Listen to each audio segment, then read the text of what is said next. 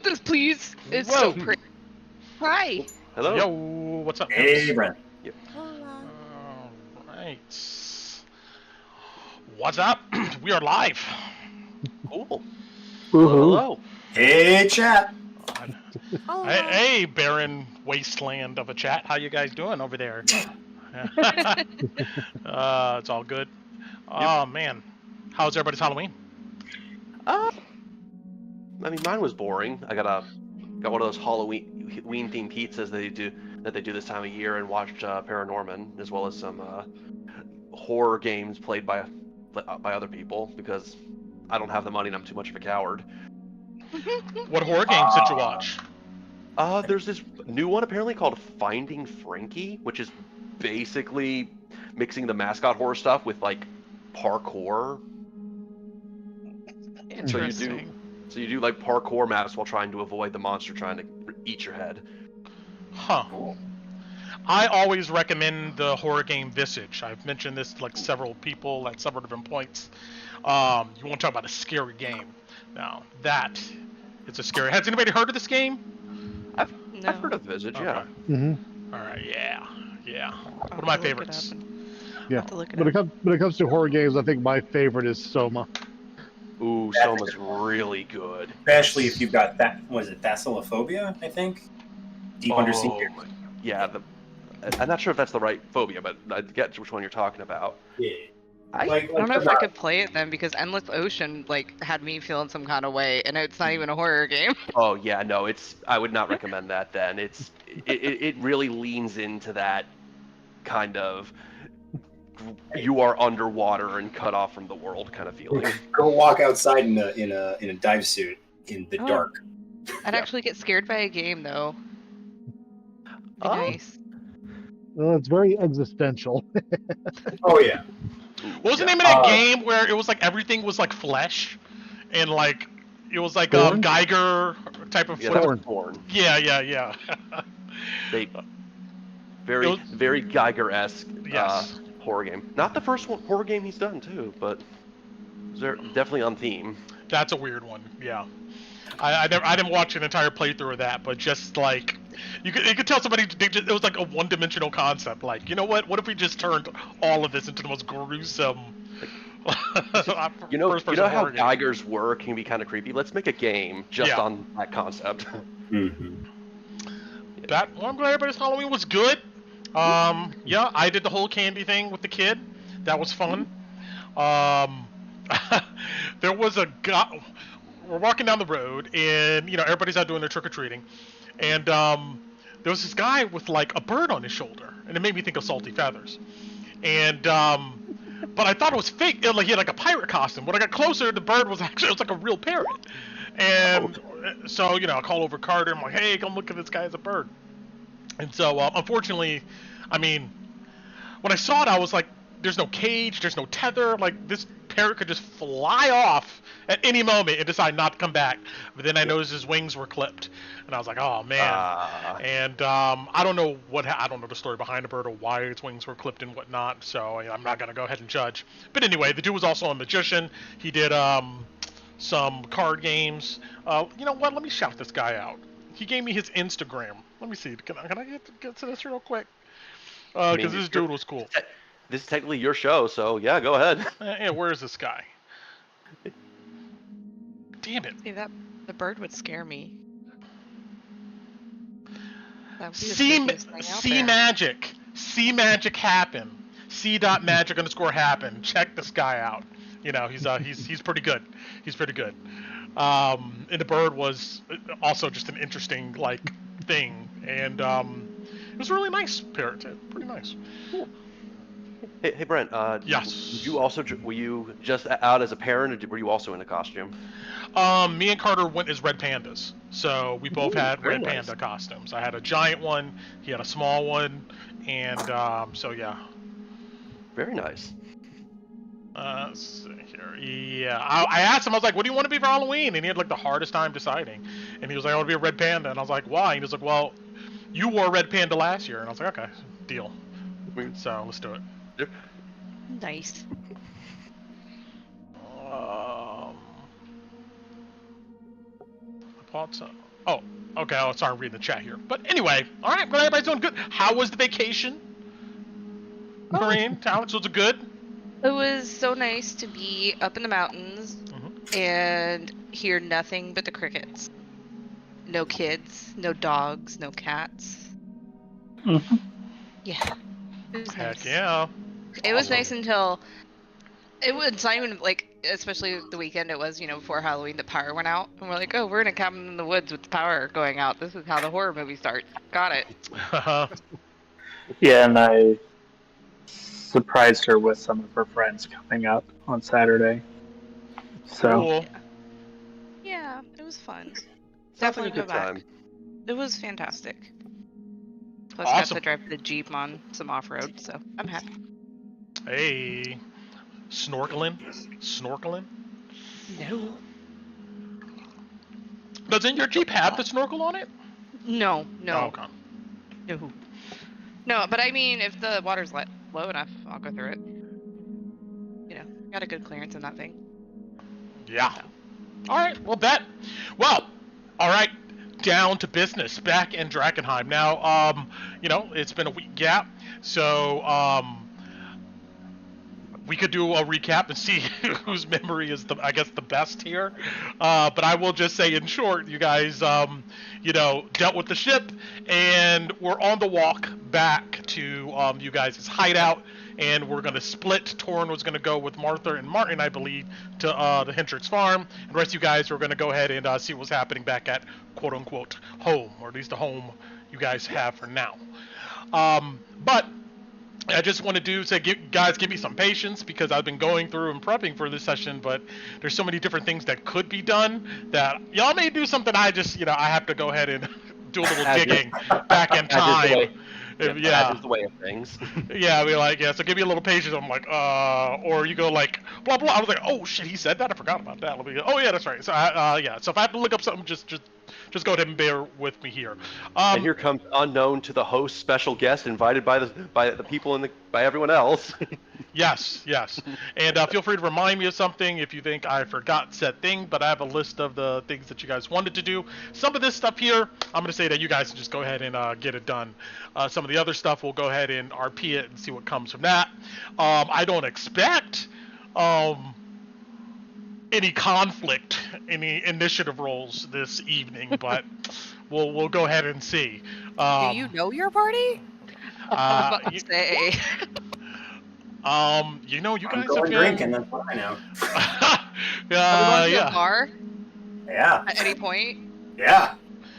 As soon as you guys have landed, you've been pretty gangster about it. Rolling up, starting bar fights. Anybody's getting in your way, you're luring them out to the river to drop them off. Quote unquote. You guys have been about it, as they say. You guys have been outside. Yeah, we've been making tracks. Okay, so let's start with a recap here. An inspiration may be useful depending upon a roleplay scenario. So we'll see. Who wants to try to give me the briefest recap they can? What's the good details? I'll give it a shot if that's all right. Thank you. So basically, at the session before last ended up with us finishing the boat encounter, wrapping up majority of the Minotaurs. There were a couple on the water that got away and took Orion Jones' body with them. It seems, according to what we understand, that he is dead, but we did not get the body. After which we figured out how the boat works, took it downriver and grounded it, and then we spent time looking through the rest of the ship, making sure we did not leave Venus the Pug, the reason we did all this, behind. Alice and Torrin went to the captain's room to give it another look, and one of the main things they found was a large percentage of maps and documents, which seems to be the base of their smuggling operation. The different points and who they were smuggling for, which seems to primarily be a group of people, two groups, QM and GB. Correct. So it seems like this was not just a group of pirates, but a very major operation. The others made sure the kids were all right. Louis was reconnecting with his uncle Yanis and kind of catching him up. And then as we were getting the boat, we were discussing what our plan was, what we were going to do, and how we were going to deal with this, and ultimately decided to take the dinghies, leave the boat there, and take the dinghies back, with which we would make our way back to Emberwood with our group. Probably see the kids to the farm, because we didn't feel like we could let them go by themselves back into Drakkenheim, to the next available place for the cultists. Mm-hmm. On the way, we were heading back, but basically got ambushed by a large group of haze monsters, undead, that attempted to that came in a horde and tried to bite our faces off. We were very tired, but luckily we had 2 clerics by our side, and with some wonderful turn/destroy undeads and some proper use of force, we were able to make it out of the encounter without too many problems. Yes.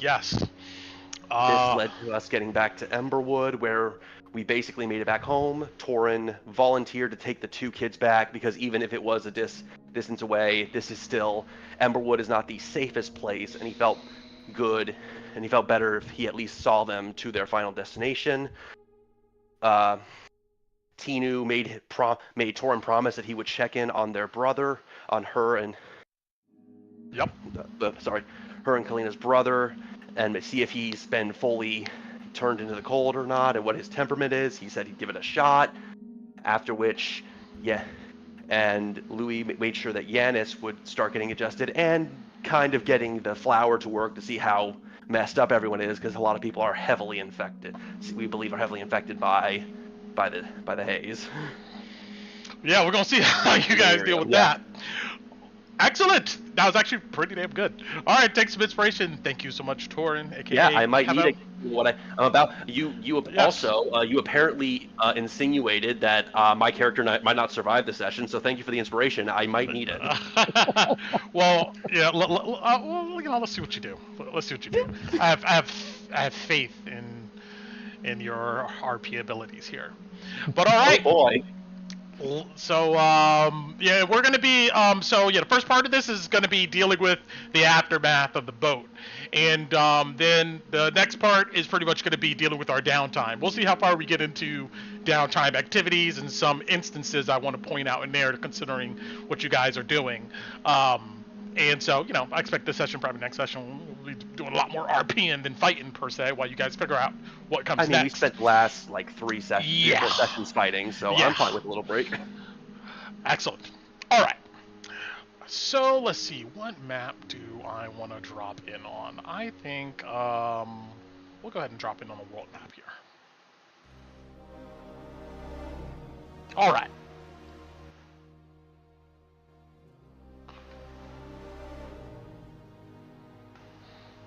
Go.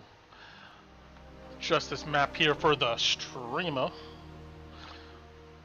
And yes, you guys walked all the way back our yellow line. I'm gonna keep these lines on here. I want to see how many lines we go through in our trek around Drakkenheim.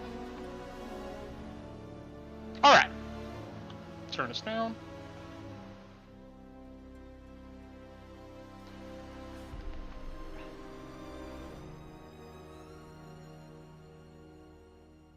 So we're gonna start this session here with you guys pretty much at the crossroads. Let's see.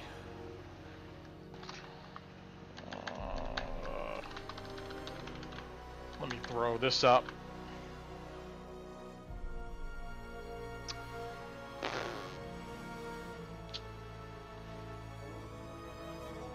You guys kind of came through these thick, misty forests. And by the time you guys hit this juncture in the road, it's about 7 p.m. The sun is still out, but it's getting kind of dimmer by the minute. It is starting to cool down quite a bit out here while you guys are on the road, with some heavy breezes swishing in, but the sky is still pretty devoid of any clouds.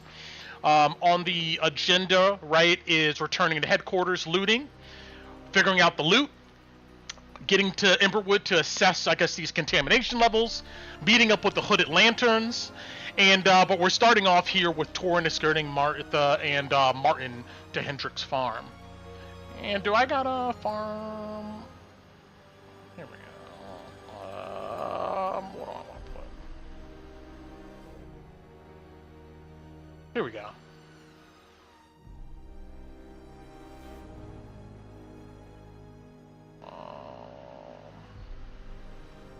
Alright, well, I wanted a particular image, but couldn't find that one. Regardless, you guys know this landscape by now. Pretty much large, wild, or farmed fields, broken up by kind of pockets of forest, and also some mountainous terrain and whatnot in the distance. And if any of you have ever driven across like farmland, you know how that is. Just occasional blips of trees on the sides of the dirt road were just field after field after field. You guys are standing all on the road where there is that steep zigzagging cliff face that goes up to this ruined miners guild, and then the road continues on and eventually hit Hendrick's farm, and then beyond that it hits, of course, Emberwood. You guys have already talked about what you want to go ahead and do from this point, and you know, Martha and Martin is standing near Torin as he's about to go ahead and continue down the road. All of you look and feel like crap. All of that adrenaline is finally kind of leaving your system, and I imagine you just feel exhausted, running a marathon, hyper-focused, trying to stay alive, of course, back there in Drakkenheim, and fighting those undead creatures along the way. So, is there anything anybody wants to say or do here at this moment?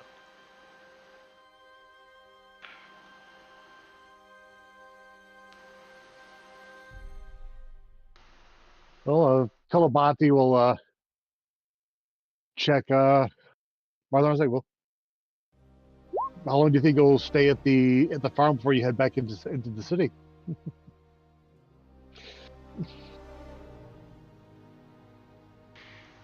You were asking Torin how long he's going to stay at the farm?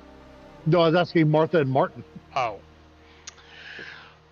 Martha looks at his brother. She seems to think for a second, and she goes, I don't know. I'm going to leave it up for Nathan to decide, but I imagine we're going to get some rest, get some food, change. Maybe a week? She kind of shrugs. Her brother says nothing to that.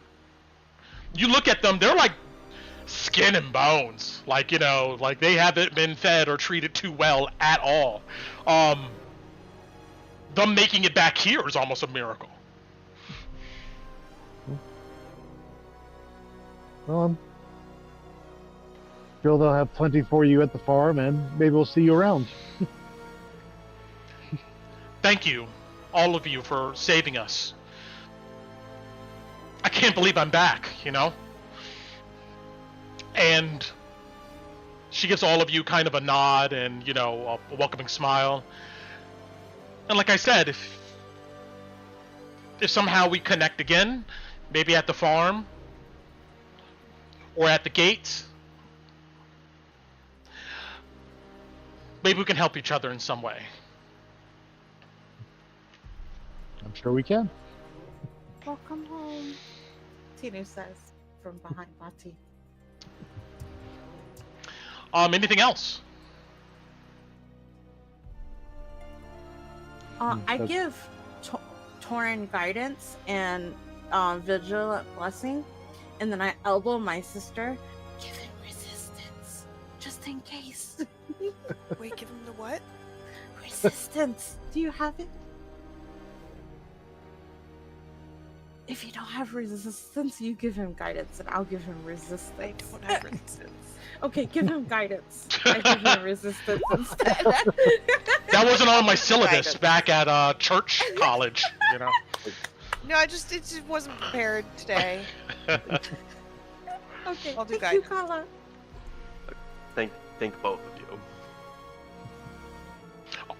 All right, and with that, the rest of you begin to head up this steep cliff, and Torn, you watch them disappear into the tree line, and before you know it, they're gone. It is just you three on the road. It doesn't take too much longer to get back to Hendrick's farm. All right. Oh, come on then. Let's get you two back to somewhere safe.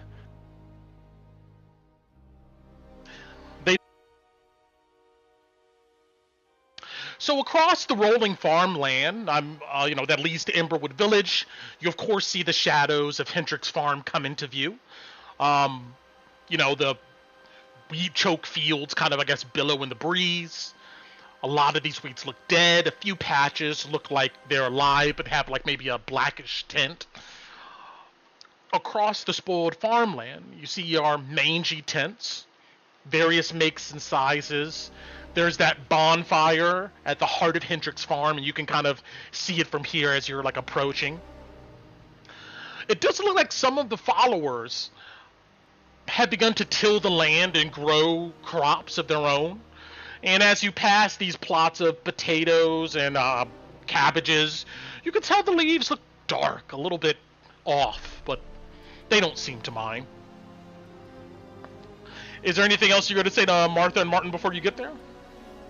Do you have anyone that you know by name that I can lead you with, or should we just have to talk to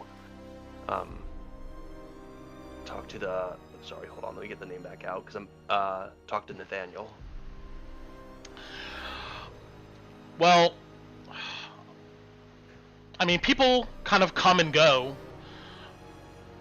The pilgrimage is long, and some people make it to the gate, others don't, so it's hard to know anybody for too long. But Nathaniel, he's the first smiling face you see when you get here. I mean, he's wise, he's patient, and I'm happy to know that he's still there. And Martin pipes up and goes, "There's Farmer Hendricks." And Martha nods. "Yeah, I mean, he owns the farm. I don't know if you've seen him there, but those are the only two people we probably would know." If I have, I don't believe I've had the privilege of being introduced.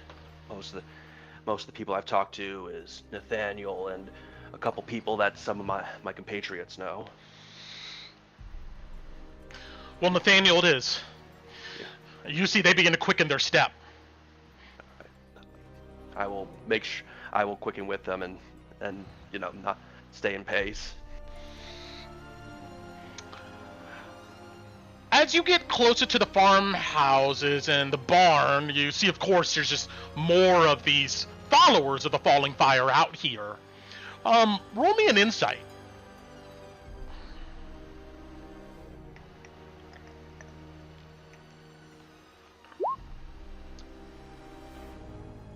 So, Torn, the first few times your party came here, I mean, you recall that nobody seemed to pay you guys any mind, really. It was just, more new arrivals on the long road to Drakkenheim. But now you notice that, as you come into the center of Hendrick's farm, people kind of stop what they're doing and look at you. And you know that they kind of hold their gaze, almost in judgment.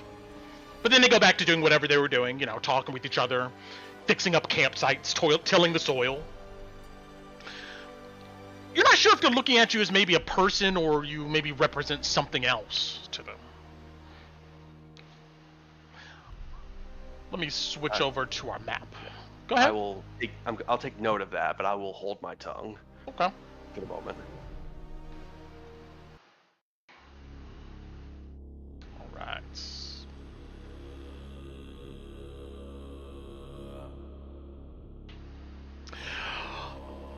You suddenly hear Nathaniel Flint's voice from beyond the bonfire that's at the center of the farm here. And I know the rest of you can't see, but actually... Oh, no. Actually, Torn, you can see the map, right? Yeah, I can see the map. Got it. Good. But the rest of you probably can't, right? It's black. Okay. Let me try something here. I may start doing this. this. Party token? Yeah, I'm gonna take that party token from here. Copy that. And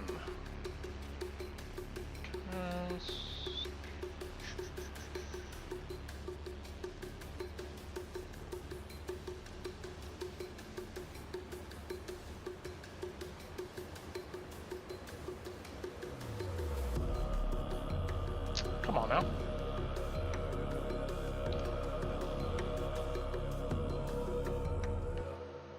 All right.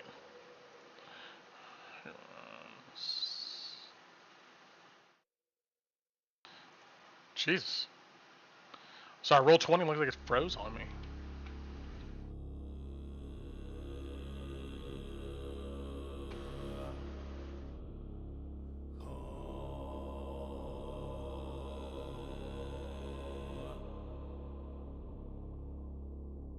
What's going on?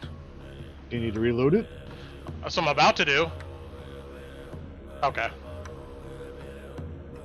Reload.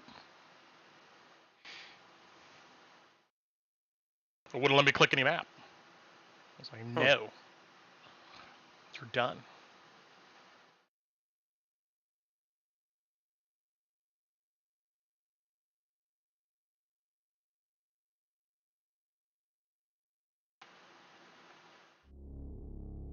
Okay.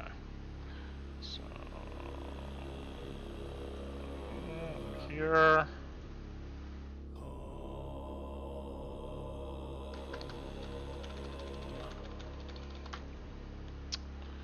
And there, and there. Alright, there we go. I think. Yes. Okay. Can y'all see now? Okay, cool. Yeah. Alright. I'm just gonna put this party token here just so you guys can get an idea what's going down. But anyway. Yeah, you guys approach the center of Hendrick's farm here. And like I was about to say, you hear Nathaniel Flint's voice from beyond like the bonfire, and you hear he goes, "Martha?" As he's emerging from the farmhouse, and you see that Martin sees him and shouts, you know, "Brother Flint!" And you see Martin run up to him, and they give each other kind of welcoming hugs. Nathaniel pulls back from him and goes, "Brother Flint?" He looks at them incredulously, and then he looks down at their chest, and he goes, "That must mean..." And before he can finish, Martha approaches and goes, "We did, Nathan." You can hear pride in her voice. And as we've probably haven't seen this guy's mug in a minute, I'm going to pull up his picture. Flint. Here we go. Show. And then we'll upload up Martin too.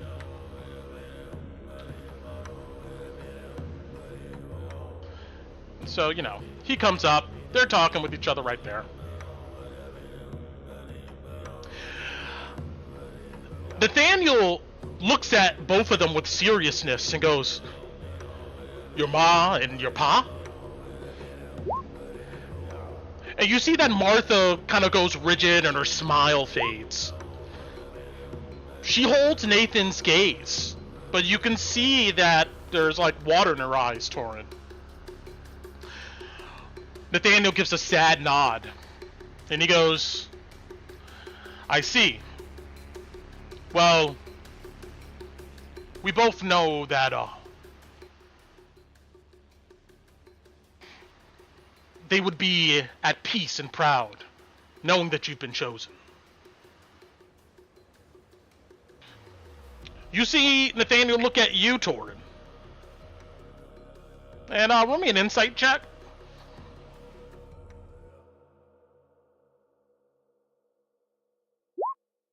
Literally, all right. That I'm fine with 16 being the number for tonight. You see Nathaniel's eye just ticks for a second as he looks at you. Then you see like an acknowledging smile come over his face.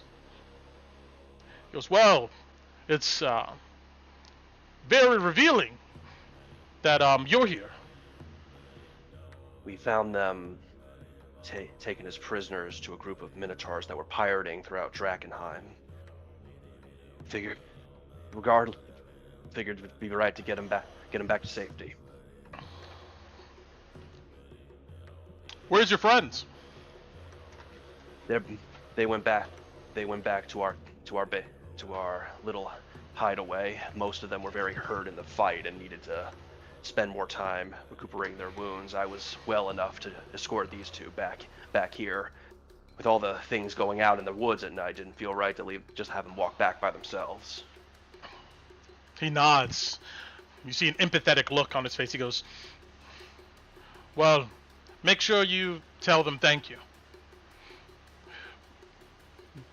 Usually when someone gets lost, it's hard to muster up the resources to go get them back. The Divine Light really did choose both of you. You see, he says, and he puts his hands on the shoulders of Martha and Martin, and you see that, they give a small smile. He looks at you, Torin, and he goes, you mind sticking around for a few minutes? The brother of the Tiefling girls, he's here. Oh, no. I was actually about to ask that. They wanted me to check in on him. Their last discussion, they wanted to make sure he was okay. Well, that's perfect then. I figured he might want to send a message to his family through you. He looks at both of these teenagers and he goes, both of you go get something in your bellies. And you see he gestures to the farmhouse towards the south. You look like twigs. And I want to hear about everything that happened later on, okay? Martin does turn and says, thank you for saving us. He acknowledges you again. No, this world can do with a little more kindness, and it's good that we were able to get you out of there. You two take care, all right? Martha turns to leave, but then she stops and she turns and looks at you and she goes, I did hear those creatures, the Minotaur, they were talking about some kind of metal safe back at those docks. They were arguing about how to get in it. It's probably still there. Well, that's something to look out for then, thank you. Now don't eat too much or you'll make yourself sick, alright? You see they both give you nods, and you see they go ahead and run off towards the farmhouse. Nathaniel looks you up and down and goes, you look like crap. I mean, you don't have to wait out here. You can come inside the farm. I mean, we have food and water, at least a chair to sit in. Well, I'll be honest, that a chair to sit in after a day like this would be wonderful. Thank you for your extended hospitality. Actually, if you don't mind me asking, Anar, is it Anar or Anor? Sorry, real quick. Anar. Anar. Yeah, that was me. That was Kevin asking out of character. Sorry. So Anar is here and wishes, but is Mr. Hopper here as well? You see, he looks over his shoulder towards the north here.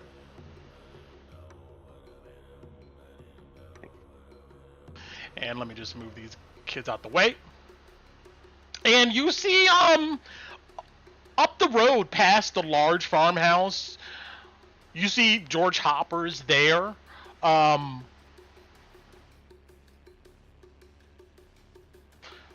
You can hear children kind of laughing.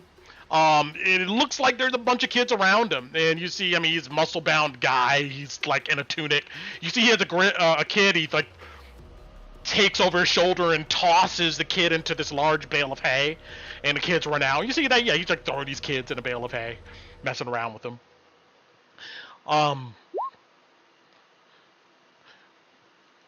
Nathaniel looks at you and goes, "Sure." He gives you a tight smile. If you want to go ahead and say hi, feel free. When he has the time, but he doesn't need to rush. He's clearly doing some very important business right now. Well, if he sees you standing around here long enough, I'm pretty sure he probably has some questions about your redheaded friend. I'm sure he does. About that sit and a bit of water you were talking about. On the way over to Anar's tent, I'll go ahead and tell Hopper you're here. Thank you. Just go inside, take a seat. I'll be back. And I'm not sure which one is his tent. I don't think. He's telling you to go to the farmhouse over here, but he doesn't tell you where their tent is at. He says he's just gonna go to their tent. Oh, okay. I thought he said I was going to his tent. I misunderstood. No. He wants you guys. He wants you to go chill in the farmhouse. Yeah, I'll do that. Yeah. Gotcha. Go in the farmhouse. And you see Nathaniel walk off, and you take a step inside. Let's see here.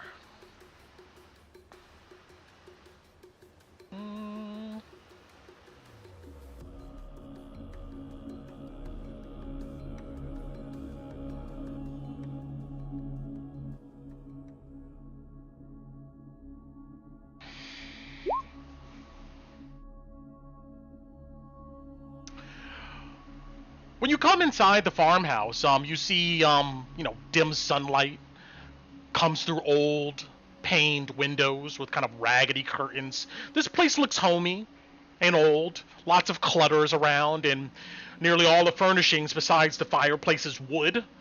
You can smell food being cooked somewhere. And you hear beyond some doors to the north of you, a female voice, and like in a lecturing tone, and occasionally you can hear like children's voices kind of interject like in unison, like there's a bunch of kids in a room listening to some lady. A large old wooden dining table dominates this room. Chairs of various styles are scattered around it, and right now it's clear food. Sitting at the table though, you see good old Dakota Jones. You see he's writing in a large journal. I mean, he sees you and does a double take of astonishment.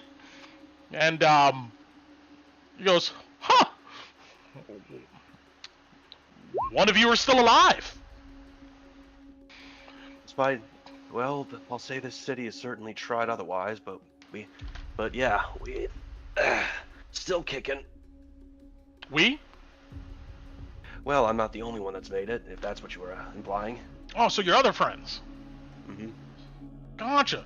You see he's flipping in his journal, and you see he goes back to the page and he begins to write something down, and then he flips back to the page he was on. How about you, Dakota? You been fitting in well here? Been doing all right since we last talked? Well, you see he looks around, and he gives you eyes like to just hold on a second. And there's people kind of like not just standing in here, but like it's like there's a bunch of people just kind of moving in and out through this farmhouse. Who knows what they're doing, but there does come a moment where it's just you guys are here in the room.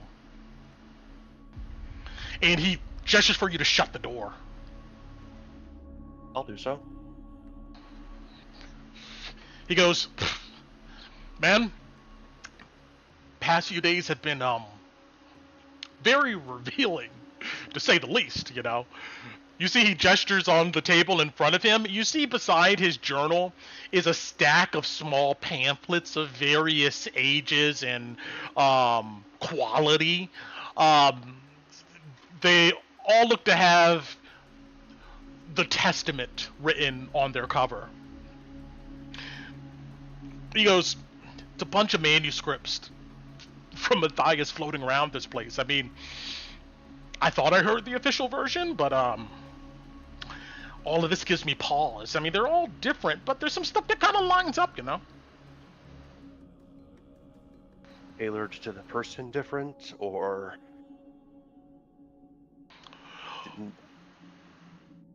like maybe they were written at different points, I'm sorry. or somebody else is copying them, the original text, and putting their own spin on it. Devotees interpreting the word as opposed to what was directly said. I mean, it makes sense. The way this stuff just kind of spread out everywhere across the realm was kind of crazy. I couldn't imagine it all coming from just one person's hands. But, you know, like for instance, you see he opens one of the manuscripts and kind of flips to a page, and he goes, there's this one conspiracy, right? So, 854 LE. St. Tarna's comet was seen in the sky, right? Pretty common knowledge for all of us who like to read and write a lot. Now, there's no record of the person who actually saw it. No name, no alias, description, nothing. But there's copies of records from Lumen that says someone saw something in 854. The last time that comet was seen, at least we know of, prior to 854, was by... He gestures to you like you're going to fill in the gap, like you know what the hell he's talking about. By St. Tarna, Yes, right? Yeah, St. Tarna. That's why it's called that. Of course, of course. Now, Mystic Thurge and the Song of Fire, you know, the holy text, says Tarna claims she saw a light descend from the sky. Yes. I mean, no one is sure what she saw. I mean, first of all, lots of debates about what actually happened then, but, you know, the clergy mark it as at least 1,000 years ago, right? Maybe a little bit over. Give or take, but according to the commonly accepted timeline, yeah. Yeah. So, Lucretia Matthias, you see he points on the manuscript, in 1111, well, called it. On 1111, the meteor that hit that city, not too far from here. So we got 3 instances, right? We got one sighting, if you believe the Song of Fire. We have records in Lumen of somebody seeing this comet. And then we have Lucretia Matthias's prediction.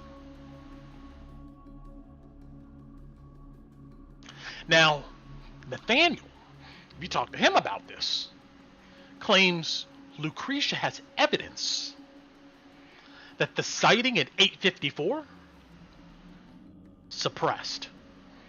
The church knew who saw it, that person wrote about it, and then that person disappeared.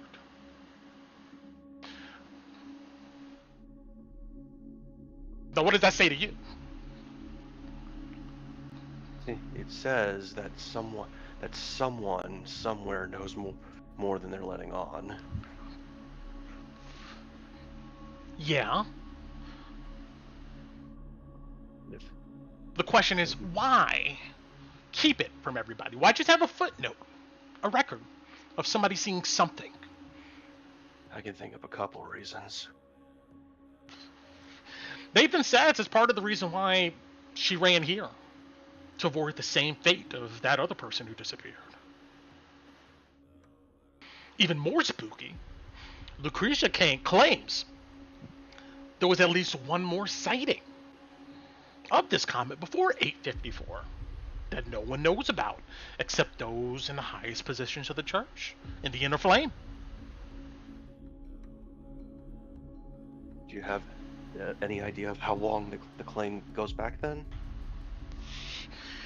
He sighs and shakes his head. No. But what if there's more than that? What if there were signs this whole time? And what if the church knew about him? And it also asks why this time, if something similar has happened before, why is this time seemingly so different? Well, because it actually fucking hit, I guess, you know? Where did the other ones go? He shrugs. here, he points in manuscript, there's this long diatribe about how the church has been silencing the divine light for a long time now, muffling prophets for generations. And the evidence is all at Selena's monastery, or abbey, excuse me. If I can get my hands on that evidence, biggest story of my life, you know? I think that's an understatement. But, you know, I keep it friendly. Everybody keeps it friendly. The sermons can get pretty boring, I'll tell you that much. Oh, there's apparently some large pilgrimage coming. I mean, apparently during the wintertime it's harder to get out here. So in the spring is when the first like big wave comes through, and that's when things really start to get crazy. That makes sense.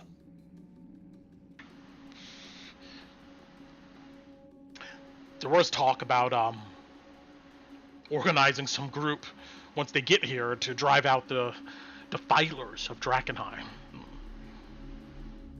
Not sure exactly what that means, but the big hopper guy, I mean, he's already begun training some of these folks around here. Well, I can think of a couple of things that could mean, but... Oh! He shakes his head and goes,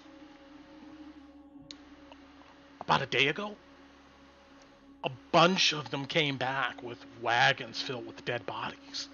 I mean, people were crying like their own mother was in those carts. I mean, Nathaniel did something with them, and then there was a ceremony, you know, throwing them in the fire, a bunch of humming. Nathaniel was really upset the whole night. I mean, he did like a sermon for like 3 hours on it, claiming the spirits told him who killed them. You want to know anything about that, right? The bodies they threw onto the fire, how did they look? He kind of tilts his head. Why does that matter? Just humor me. Any marks on their or bloodstains on their chest? I mean, I didn't get a close look, but you know, some of them were slashed up. Some obviously hit by magic. There was one that was particularly bloody, female. Yeah.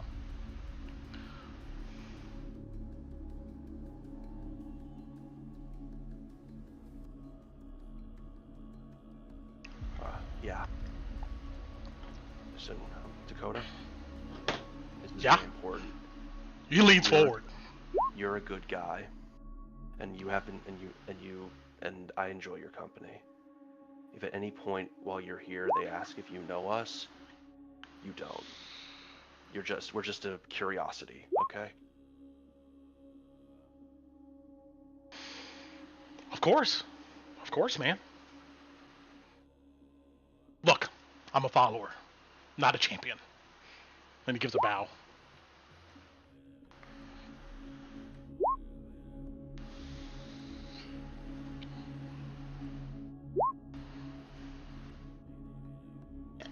After a moment,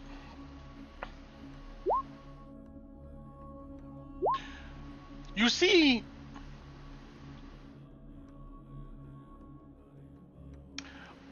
Sylvie Roseshot and Anar and Nathaniel enter the farmhouse.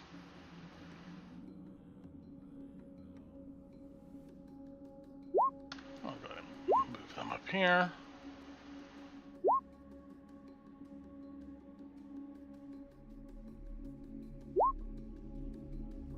I mean, they look just as disheveled as everyone else here.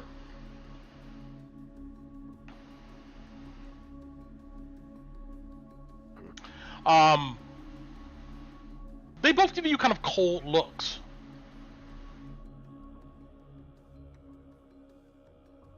Nathaniel says, "All right, I guess now that we're all here, I want to show you something in the barn. I think might interest you and your friends. All right.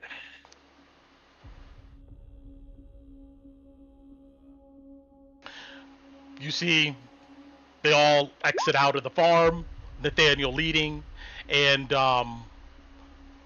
you begin to follow them south towards this barn. You know that Hoppers came and he's like standing here, kind of next to the farmhouse, looking at you, Torin. But he doesn't stop you guys from your journey southward.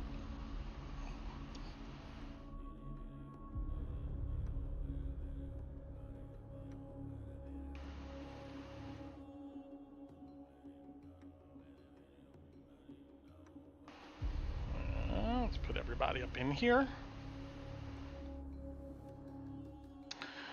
You walk over to the old gray barn.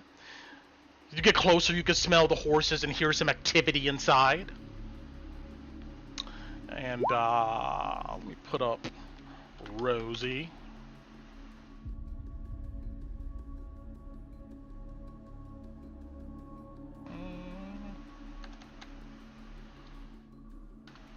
There we go. I'm sorry, Sylvie Roshot. I don't know why I keep calling her. Sorry, book. That lady there, Sylvie Roshot. She doesn't exist. She doesn't That's exist. why you keep getting the name wrong. Oh my god, did I spell? Let me see here. And I spelled his name wrong in the title, but it's all good. Too many people.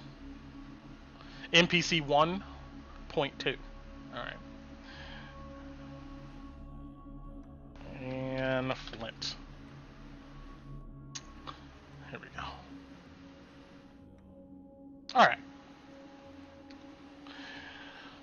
Anar, he pulls open the barn door, revealing a dusty barn space with a couple donkeys and a large horse inside. You also see there's an old rugged guy in here with a teenager. This older man seems to be showing the young man how to shave donkey hooves, you know? They look at you all, and Nathaniel looks at this guy and says, Elijah, Peter, can you give us a minute? It won't take too long. And they nod, and you see that they get up and they leave the barn. And you see that Anar goes and closes the door behind you guys. That's Mr. Hendricks. I will say that no, I have not had the luxury of being introduced to him. Oh yes, he's long-time follower. He's the one who actually lent us this place. One of the first people Matthias met when she came here. He's a good man. I'm sure he is. Nathaniel goes, points at this cart, and he gestures for you to follow him up to it.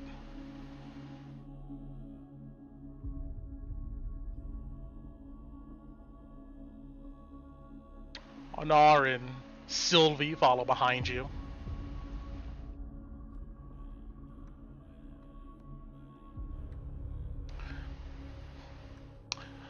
A couple days ago, when I sent some of the followers out with a champion to St. Brenna's. If you remember, I asked you and your friends to go out there for us, but that conversation didn't go too well. They left and didn't come back, so we sent some folks to check in on them and found them all dead.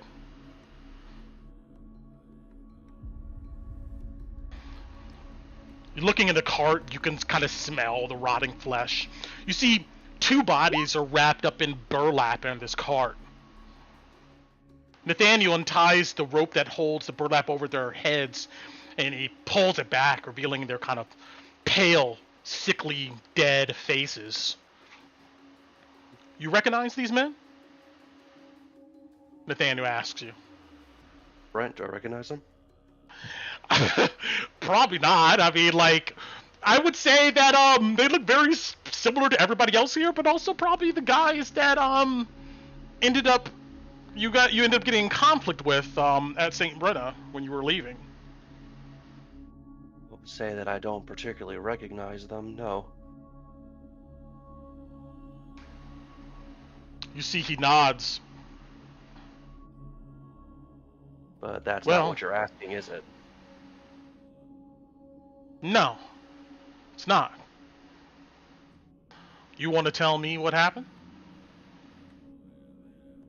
Well, I know that a group of differing groups of individuals, while we were in Drakkenheim, came across us and tried to take our lives, and we ended up defending ourselves. There were a different number of groups that night. As actually every night we've gone to that place.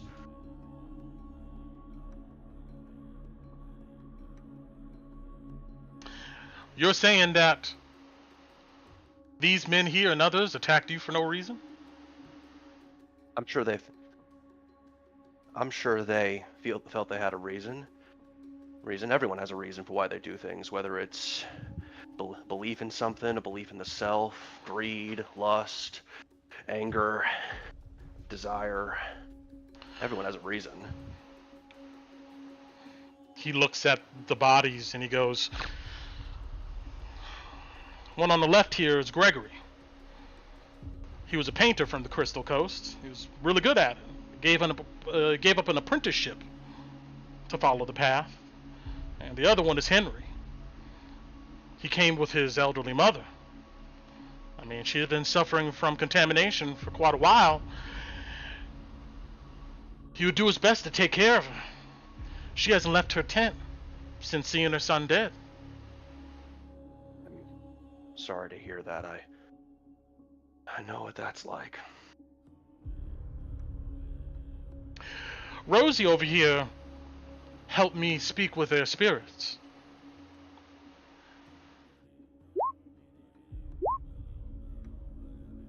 They said they saw it Hathor.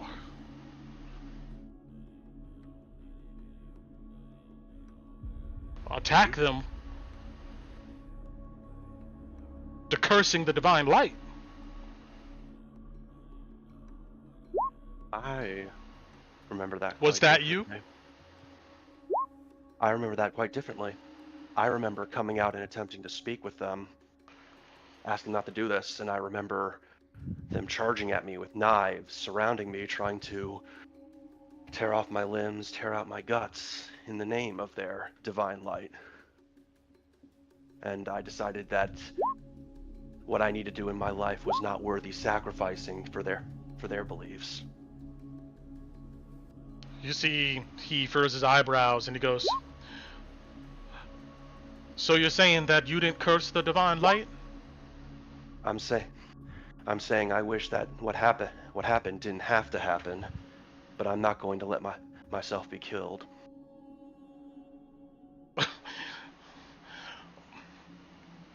We understand that.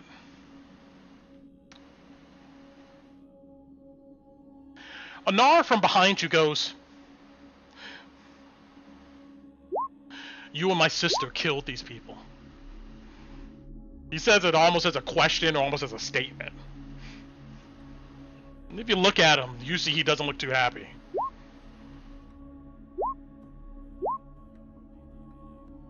Regret. I don't take any pride in it. I feel very sorry for it, but you had the seems that weapons and the yes. power, and you decided to go ahead and strike down these folks? Most of them haven't held a blade in their life. Do you know how easy it is for someone to die, Anar? I guess you would know better, huh? Yes, I think I do.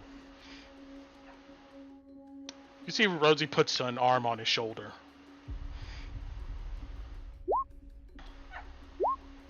Nathaniel goes, well, it's pretty clear to me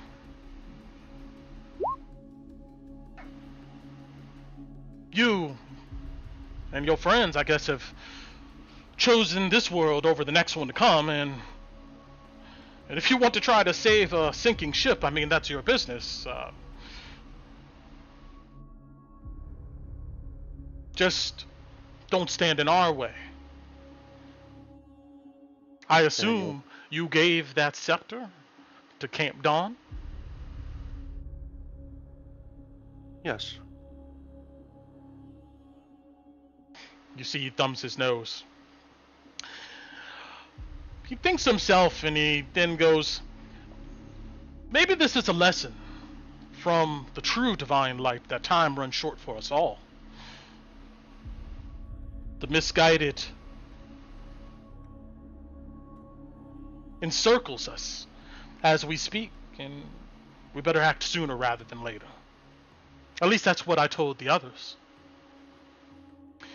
The deed is done now, he says, looking back at the bodies.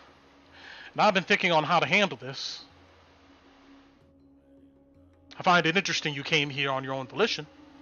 I came here because, despite the fact that we seem to be not walking the same road, I'm not going to... I would like to at least to know that I know that conflicting opinions and what's happened aside, I don't think any of you... This is not an matter of opinion. No, it is. I don't think any of you are bad people, and I understand and even respect your beliefs and why you're doing this.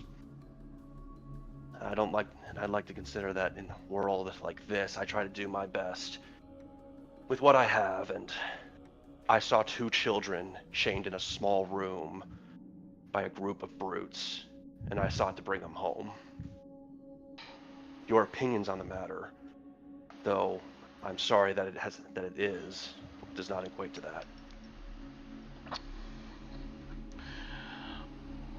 I think the best way to handle this right now... What was your name again? Torin? Torin is Grace. You see Anar kind of cough and he goes, Grace? Yes, Grace, Nathaniel says. All of us have done things we thought were right in the moment, only to come to find out how wrong we were. And I believe you, Torin, when you say you thought what you were doing was right. I know the rumors about us are frightening, and maybe you thought of us, or still do, as evil. Nathaniel, I don't think of what I did was right, and I don't think you're evil. There's a scale of the lives of those, of myself, my goals, everyone I have behind me, and the people that I interact with, and the goals of people that wanted to take that from them. I chose me and mine. No, I won't call... You want to call me murderer, fine, because whether murder or manslaughter or just plain death, that is what it is. But I will not call myself righteous for what happened. That's a namesake that I would not put on any... I find a little more distasteful in the current state. Well, I'm glad you're able to look in the mirror and not see righteousness, considering this circumstance, but I forgive you, Torin. But we won't forget this. But you could take the first steps in making it right by giving us Katja's soul back. She was the lady that led them. We found her soul ripped from her chest. Obviously by unrighteous people like yourself. I have a friend. We do indeed have her soul. The one who has talents and abilities that may be more similar to what you Falling Fire believe in, and he wishes to commune with the soul himself. I guarantee that should nothing happen, that I will return her soul to you once he is done. You see, when you start talking about commune with the soul themselves, I mean, he just kind of he looks at you in utter disgust at even the thought of it. You see, he just sighs heavily. Your path is dark, Torin. Everyone's path is dark. It's what led us all here. No, not everyone's. If you come back here without Katya, there'll be no more grace. If we find you sneaking about our home here, there'll be no grace. You understand, right? I do. Good. Anar, is there any final message you want to get to your sisters, considering this? You see Anar just stares at you, also with disgust, Torin. Rosie rubs his shoulder. She says, hey, if you can, just say what you truly feel. If you can't, then leave it be. I know that. I'll agree with that. I know Tinu and Galena would love to hear your true thoughts. They're worried for you. Tell them to go home, he says. I will find Mother. You see, he looks at Rosie. We will find her, and Matthias will show us the way. And then you see he just turns and he leaves. You know where she might be and who took her and why they did? You see Nathaniel look at you and goes, No. But Matthias, she would. I'm asking Anar. Oh, he left. He didn't even listen. He gone. He's gone.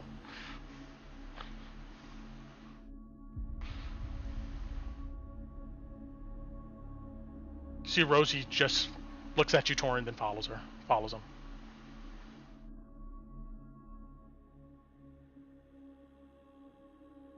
Nathaniel comes and stands where they were. I'll walk you to the road. All right. All right. The rest of the party. Let's go ahead and get to here. Oh, I'm sorry. As you're about to leave, Hopper does come over. You will see that he probably had some other stuff to say, but he keeps it very short.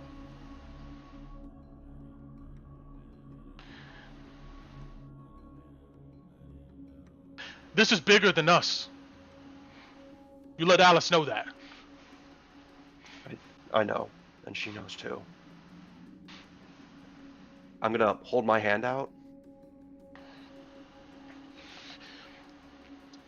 He looks at it, but begrudgingly he'll give you a really hard shake, almost breaks your hand. I will get closer. She got him. He's gone. Oh, I don't think Nathaniel was really worried about that. No. No, I'm sorry. That's me as a DM talking out loud. Yeah. What Hopper would say, he would. You see his eyes would just go wide, and he would give you a nod. But he also looks a bit confused, shocked. All right, take care, Hopper. I know that's what Alice would want. All right. And then I don't know if Nathaniel wants any final words, but if he walks you to the road, and if you don't talk to him, he doesn't say anything. You see he's carrying his shovel, almost using it as like a walking stick. I will relay your words to the others, and I do think you're a good man, Nathaniel, and I am sorry and am thankful for forgiveness, as even ephemeral it might be.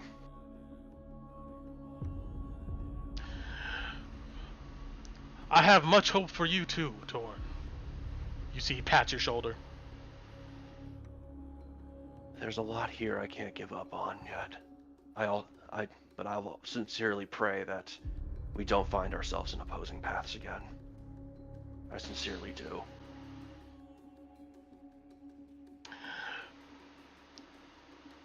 I want to believe that, and I'm going to. You see he turns and he walks back towards the farm. I will turn and I will walk back towards the inn. All right. So, while Torin is gone,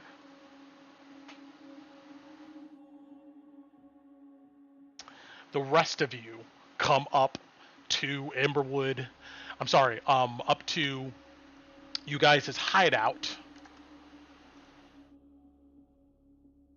and begin to settle in.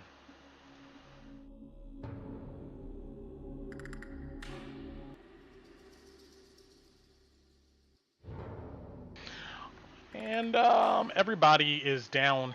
Just for ease sake, I'm gonna say that, you didn't give Yanis the tour. But when you first walk in, he immediately goes to the busted kitchen. Mm-hmm. And he begins to look around.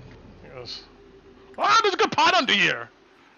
But you see he takes out a large, dirty, rusty pot. He goes, a bit of scrubbing. Aye, Uncle, aye.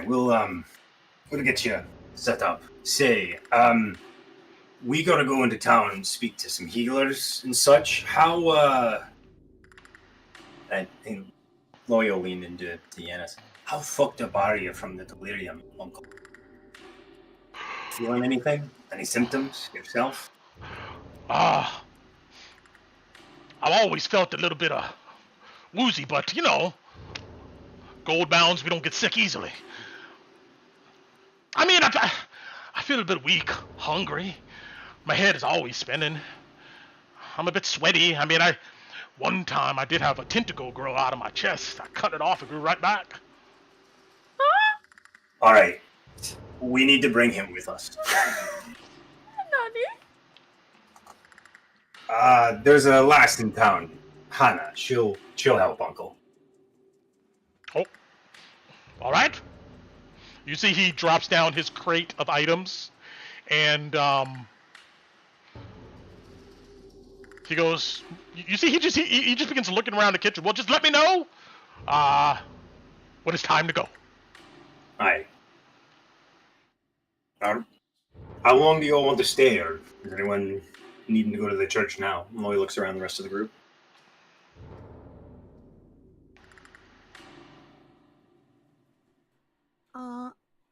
Oh wait, so how many of us are... Well, I guess we should ask Hannah, but... I know you're pretty bad. Because we only have... been pretty bad since that fight. I think we only have like 9 vials. Are we leaving right away? If we're not leaving right away, I can try to, oh, but I don't have the spell. Fuck, never mind. I was gonna say, I could try to do a ceremony real quick, but never mind. It just means we'll have to... It's more out of our coin purses then. Yeah. Let's cure what we can with what we got, and figure it out from there. That's my vote, at least. Okay.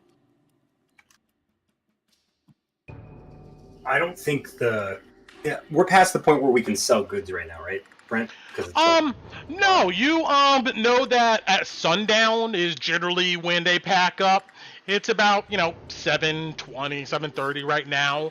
You have a bit of time if you really want to go sell stuff. I would say sundown is about 9 p.m.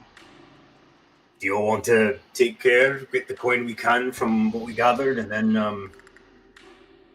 make for the church? Yeah, because we're gonna need gold for what we're doing. Yeah, I don't really want a tentacle growing out of my chest. Sure. Got it. All right. So you guys are just gonna take your goods with you and leave Yanis here. When you guys come back outside, somebody roll me a d20. And by the way, Kolabadi, I mean, you still detect the presence of your alarm. Okay, so it hasn't been tripped yet? No. 7. Got it. And I had a tentacle growing out of my chest. I just cut it off. Yeah. I know. No, thank you. Probably we'll deal. You know what? He's been around us so long. We'll deal with that tomorrow. It's probably good. Yanis should stay here, get himself situated. We can. You hear, "You look like a kraken pissed on your face!" And you hear a Bird squawk. manifest. And yeah, you look up and you see sitting in a tree branch, this parrot is just looking down at you. Well. Two pets for the price of Us! 2 pets for the price of 1 excursion. Just Yay! what a lucky day. Oh, at least he'll let us know when somebody walks up.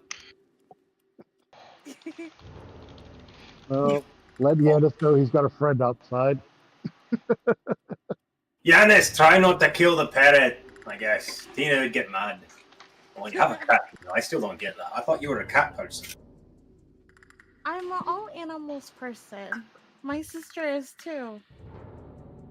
Don't cats eat birds? I don't know. How much of it? They can. And your cat flies, right? I don't. Yes. Out of character question. I don't think Ellie's a real cat. She looks like a cat. Technically, so, Cat. yeah.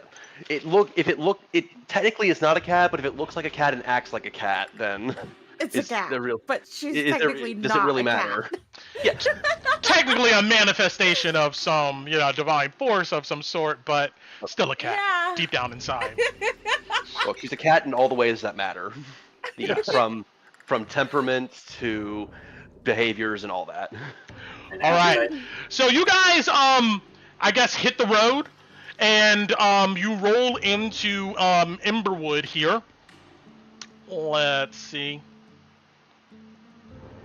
And I'm assuming you're going to Caravan Court. Yeah. Oh, gotcha. All right. Here we go. So, yeah. By the time you get here, you're like just in time. It's about 8. Let's see here, from to Eckerman Mill, 2 hours, about halfway, I said.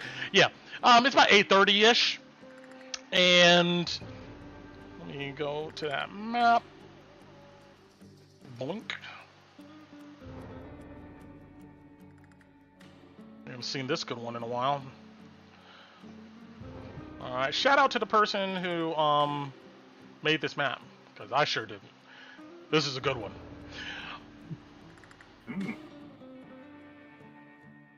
I did add a bunch of like wagons and carts and stuff.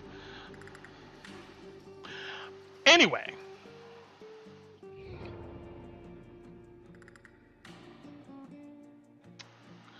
On the way there, oh, yeah, okay. Right when you guys step into Caravan Court, I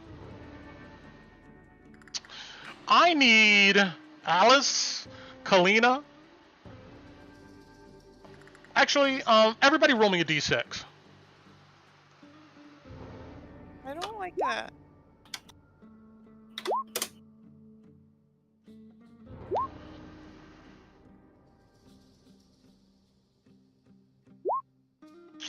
All right, let's see what's up.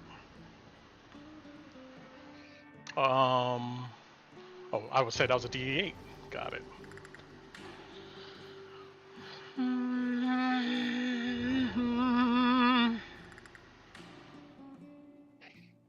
Damn.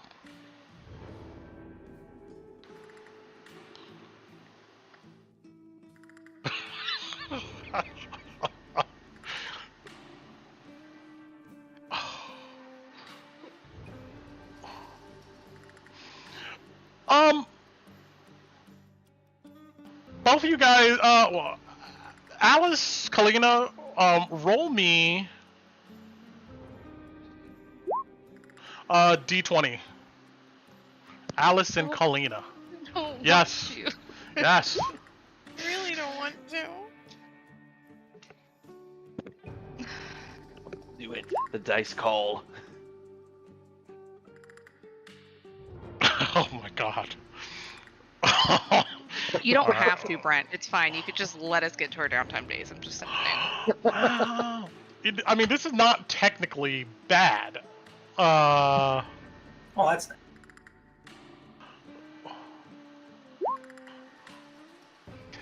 Kalina,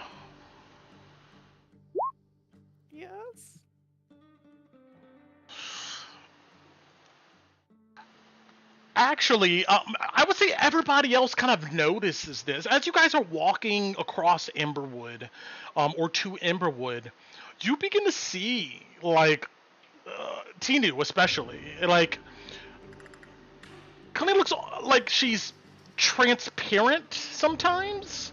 Like she's almost occasionally just blinks. Like, out of visual sight. It's hard to tell if she's like not there or it's your own eyes doing this to you.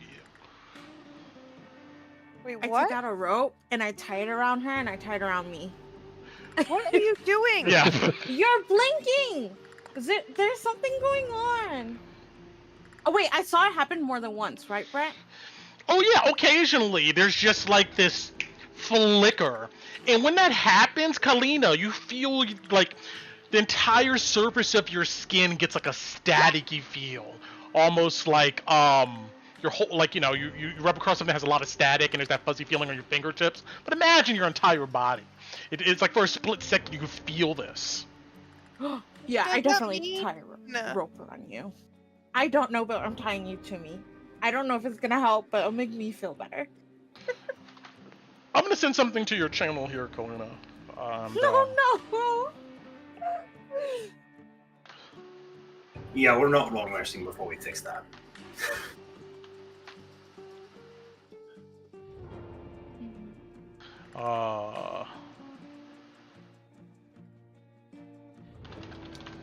Is this what the sickness does to you?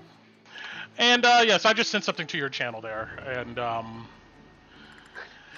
but every time you do this, Kalina, you feel like there's a wave of sickness that follows you.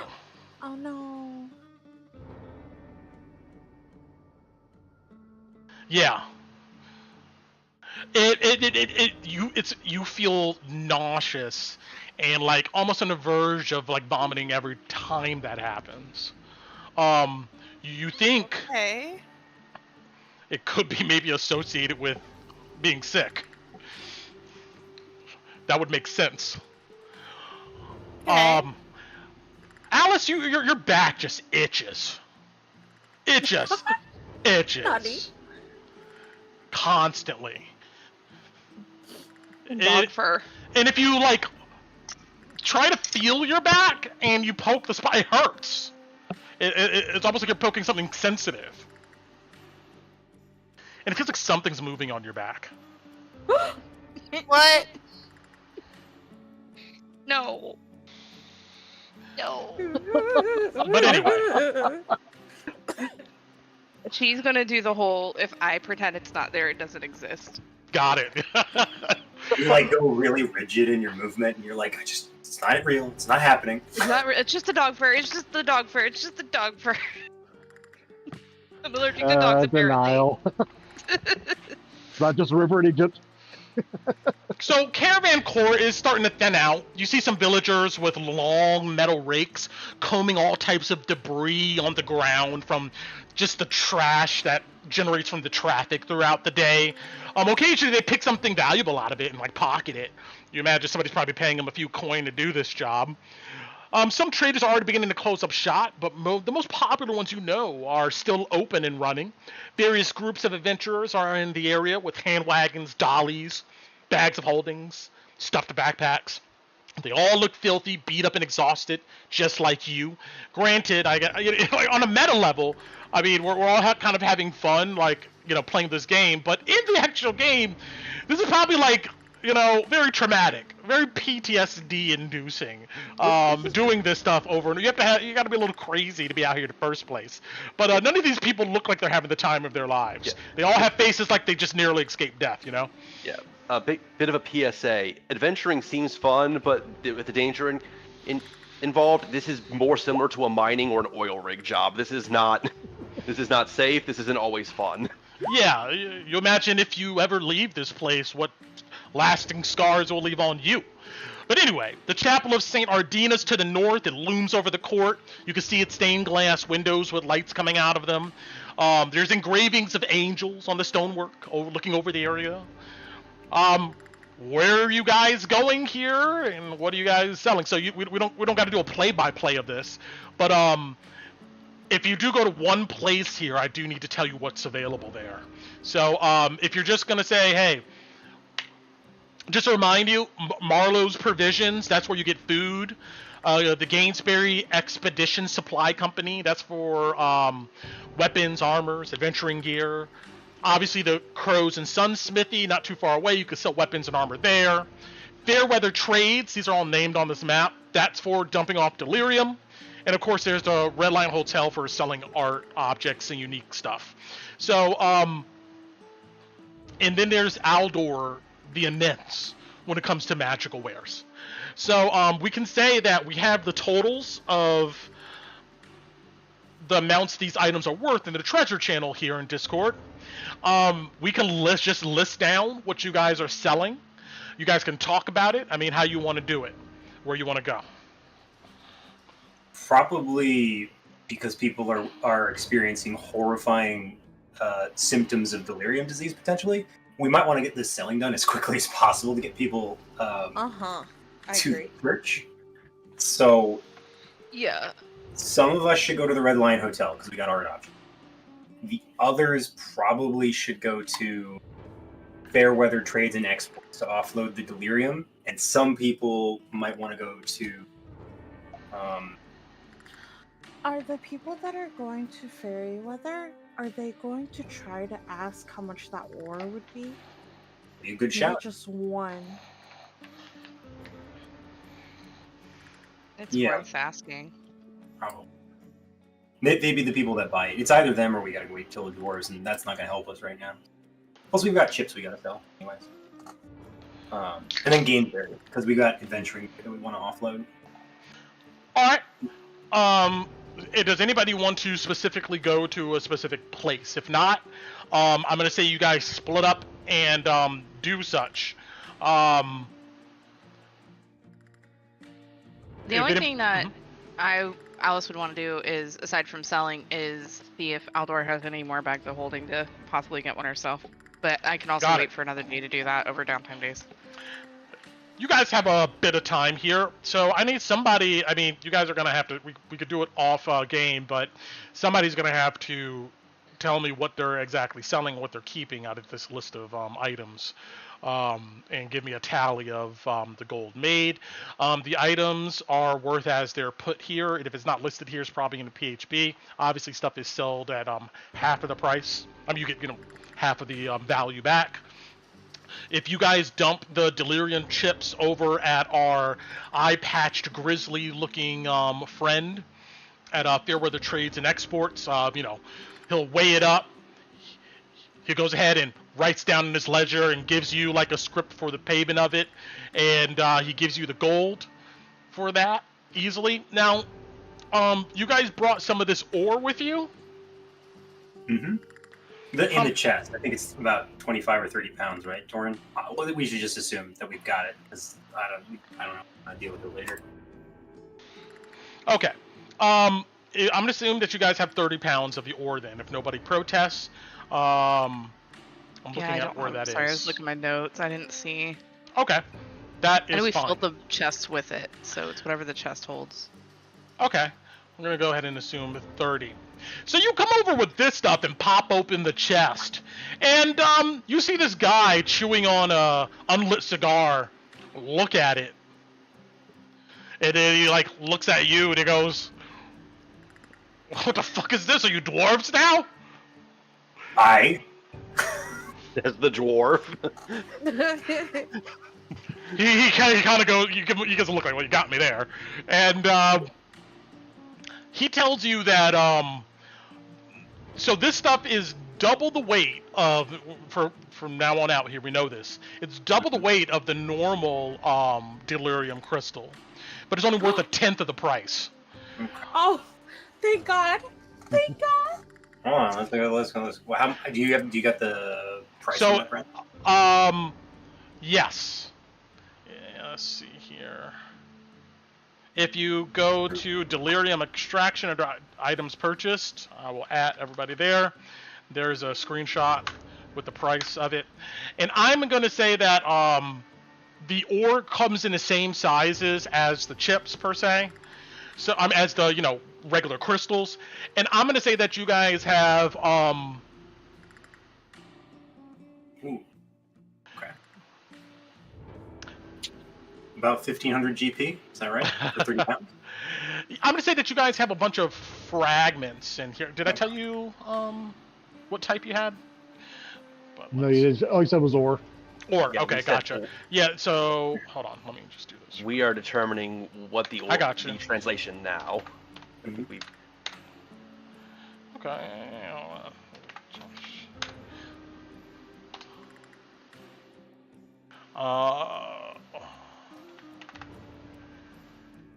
Yeah, my notepad, so I can start writing down all this stuff, so we can get gold on our sheets. Also, I'm sorry. It's like, what are you, dwarves? The dwarf said, like, what do you mean by that? What the fuck is that? I'm right here, Just- man. Like one of those old jokes. Like, what are you, men or mice? It's just like turns over to it's just a bunch of mice. It's like We are mice. Wait a minute. I don't know why that got me as hard as it did. I just find it funny. It's like, So I'm gonna say that they were all pretty much fragments. That's what they're considered. So if it was actual delirium crystals, that would be like $6 grand right there. But it's worth 1/10 of the price, so you get about 600 gold from that haul. okay. 600. I mean, that's about 6 fragments worth according to this. So that's No, not. that's That's not that bad. And then the art objects to the Red Lion Hotel, is that at half price as well, or do we sell that at full? Unless you haggle with him, he's gonna try to give you half price for anything you present. Yeah. But he talks up every item and he gives a nice little history lesson. But then he always ends it with, "But you see, it's kind of chipped right here, or there's better versions of this one, or it could be a fake." He pulls the Antiques Rodeo show on you, and yeah. So he'll sell at half. If you want to haggle with him, he'll go there. Unless somebody else wants to. And we can all just do it as one lump sum. You can haggle for all of it, Well, or I'm not gonna do every individual item. That's just way too Yeah, much. no, that's fair. Does anybody want to roll a persuasion check for haggling? Because I'm totaling it up right now and having all the stuff that's not delirium for selling. If I fail the persuasion check, does it go down? It can. I can. Yeah, that And then happened he to me stays last at time. that price. Then he does it. He'll sell it But for what less. are we at right now? 300, right? Is what we would get.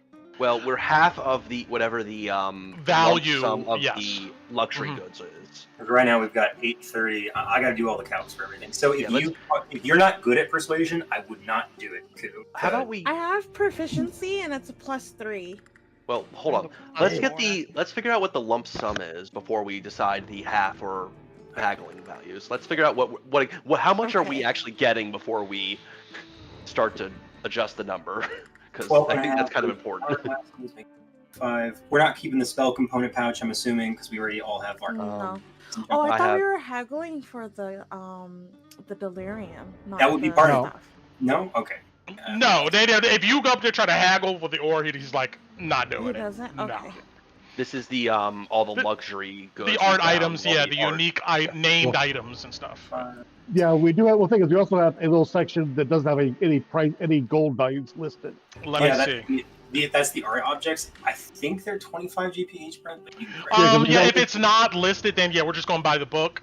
The default value. I can look that up real quick. Yeah, Where's because these these are items? like. It's well, if you scroll up, there's like these little two images that are cut and pasted Oh! in. One's like silver ewer, gold locket. it. No, Got they're- it. Yeah, I'm also putting got the it. gold music box in there because that's an art Oh, object. yeah.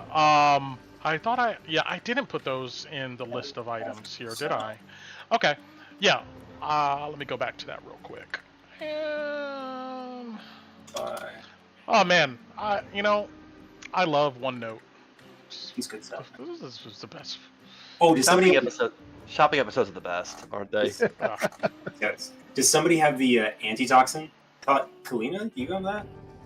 I have something. I'm sorry, I'm looking through stuff. I do not. Those items are collectively worth, in that screenshot there, 200 gold pieces. I do So- not have anything separately written in my inventory, no. Okay. I don't either because I think we were waiting to do that this session. Yeah.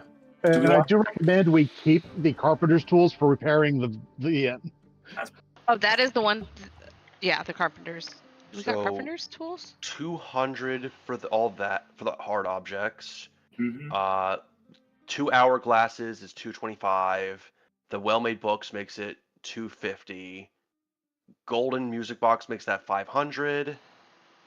535 with the You gotta loop. have the golden music box. I'm Yeah. well. I'm just doing the lump sum that's it's written, and then we have all of it, right? Alright, sure, that works. Either or. 585 with the silver pedestal. Are we keeping the magnifying glass? No, we're selling that. 785 with the magnifying glass. 910 if we sell the component pouch. Yep.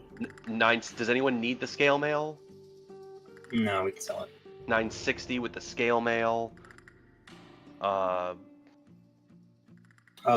5 well-made books we can sell for. I think I mentioned that. Oh, you did. Yeah.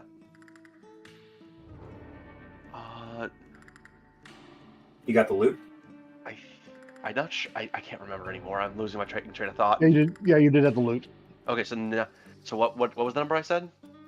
900, I think. 910, 960? 910, yeah. Yeah. And then what do the bearskin rugs cost? That's Ron's. I don't know if Ron wants to sell that. He wants that for the end. Oh, okay, never mind. Then. Yeah, I was just thinking the bear skins for the house, get them nice and cleaned, and Okay, you so know, we for are everything. at But the rest of my stuff, the carpet.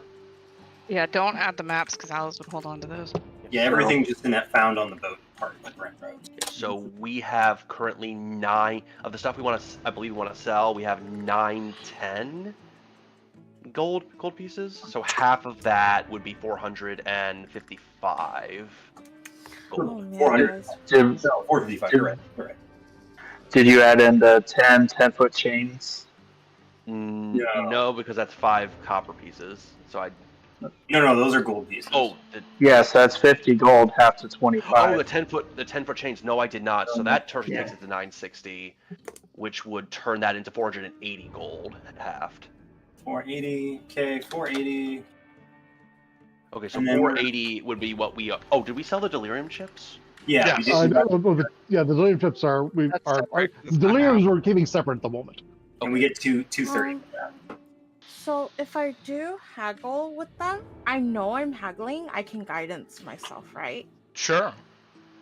Okay. You just gotta roll You guys- better than they do. And Do they. you guys want me to roll? If you don't want me to roll, I won't.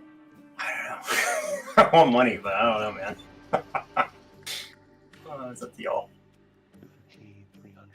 Because it's everybody's gold. That's why. Well- If it was just me, Well, I do would you- well, do you gamble. do you want Bati to do the haggling since she's slightly more mobility, so she'll be able to do the provenance better, and you can assist? Yeah, that's fine. We can do that. And I'll give you guidance. Does that work for you, Brent? Yeah. Okay. So Yeah, base there's no value- pressing moment. Yeah, I mean, you guys can kind of prepare for this, sure. You guys go over to Red Lion Inn. It's just as dusty and also unique and luxurious as you remember. And of course, you meet Stravos there. And like I said, he will go through all the items. And after, we'll say about 30 minutes or so, if you want to I mean, you're already getting advantage, so we could just roll it if you so choose. Go for it. Bati! Okay. Carl, you get your D4 and you get advantage. Do it. A D4! Yep. Ah! That is a 22. 22. That's a good roll. All right, he will give you 50% more than that 480. So you could do the So math half of- there. Oh, so we're doing half of 480 back on then? Yeah. Yep. So Yep. so So 480. 480 plus 220, that's going to be 720. Yeah, you're good. Fuck 720 is yes. right. I'm high-fiving you, Carl, from my So house. 720. That is correct. Yes. 720 gold for the art items. For all the items. For all the items at one, everything. That's Yeah. everything. How much? Sorry. So 720 plus the 300 for the ore, Mhm. plus the half of Six. 230 for the chips. 600 for the order, he said. Well, Yeah, 600. but it's all. But remember, it's all halved. No, the delirium's not half. The ore, they just sell baseline 10th of the price of what it would. So yeah, It it's just was 600. 600. Yeah, it was 600 for 10th the of ore. 6,000. Yeah. 720 So for the we- items, and how much for the delirium chips? Half of two. No, 230. No, What's delirium's it say? not half. Delirium's not half. Oh, Delirium. there's that. So 230. So 230 plus 600 is 830 plus 720 is 1,550, I believe. Double check.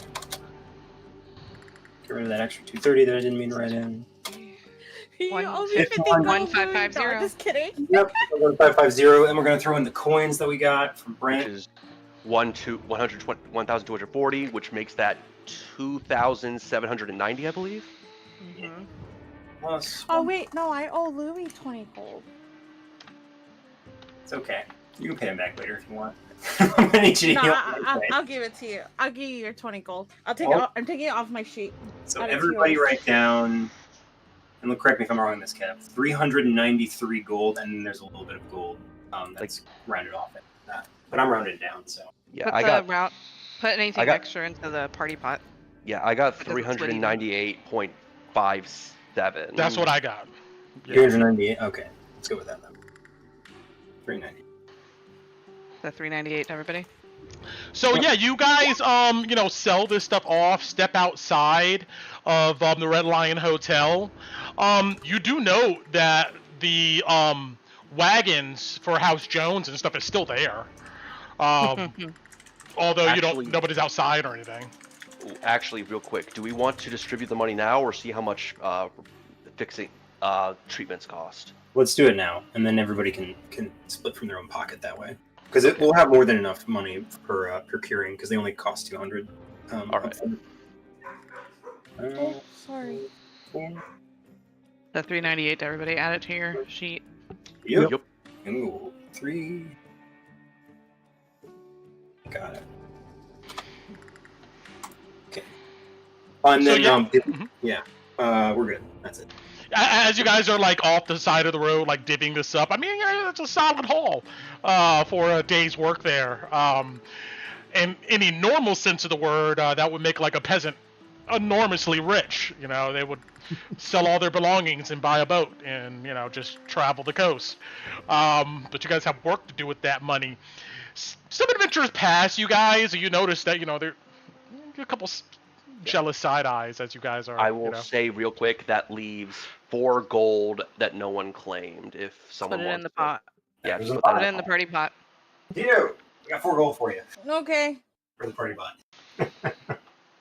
Thanks, Coop. All right. Isn't with math that- great? With that, off to next order bit. It's Aldor the Immense. You stop by and peek in there real quick, and you see the guards, quote unquote, silent guards, still standing there. They just look at you as you come up to the door. You let yourself inside, and of course you see Aldor sitting in his immense chair, in his immense wagon, puffing on a pipe.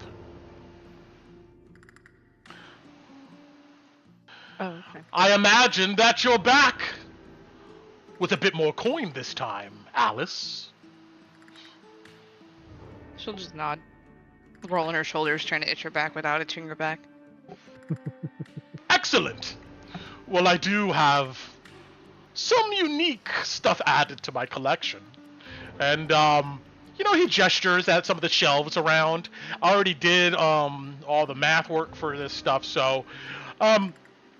You note that he has 6 healing potions. He's selling at 100 gold pieces.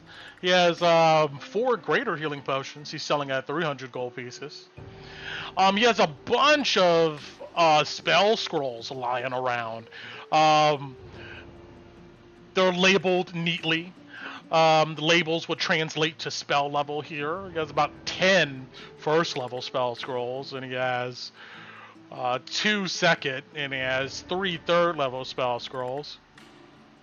Also, he has sitting on some other shelves a bottle that's made of clear glass. Has a cork stopper. but it's empty. But this I mean, this looks like some fine glass. It's just an empty glass bottle. That's what it looks like. There is a nice wooden log sitting there, and if you come up to it, you can feel heat radiating off of it. And then he has 3 what looks like vials sitting in a camo pouch. This one is just named, actually has a name on it, Oil of Camouflage. And lastly, you see he pulls out from under his cloak a small wooden box. Who knows what doors this could open? And he opens it, and inside you see a nice gold chime set. There's lots of locked places throughout the Dead City. I have a feeling this may be popular, so I'm going to keep it on the shelf for a while. But he wants 2,000 gold for these chimes of opening he's presenting to you here. And every time you come here, there's a 10% chance that's gone. But the other stuff, if you're interested in looking at, that's what he has available on set. If you ask him for a bag of holding,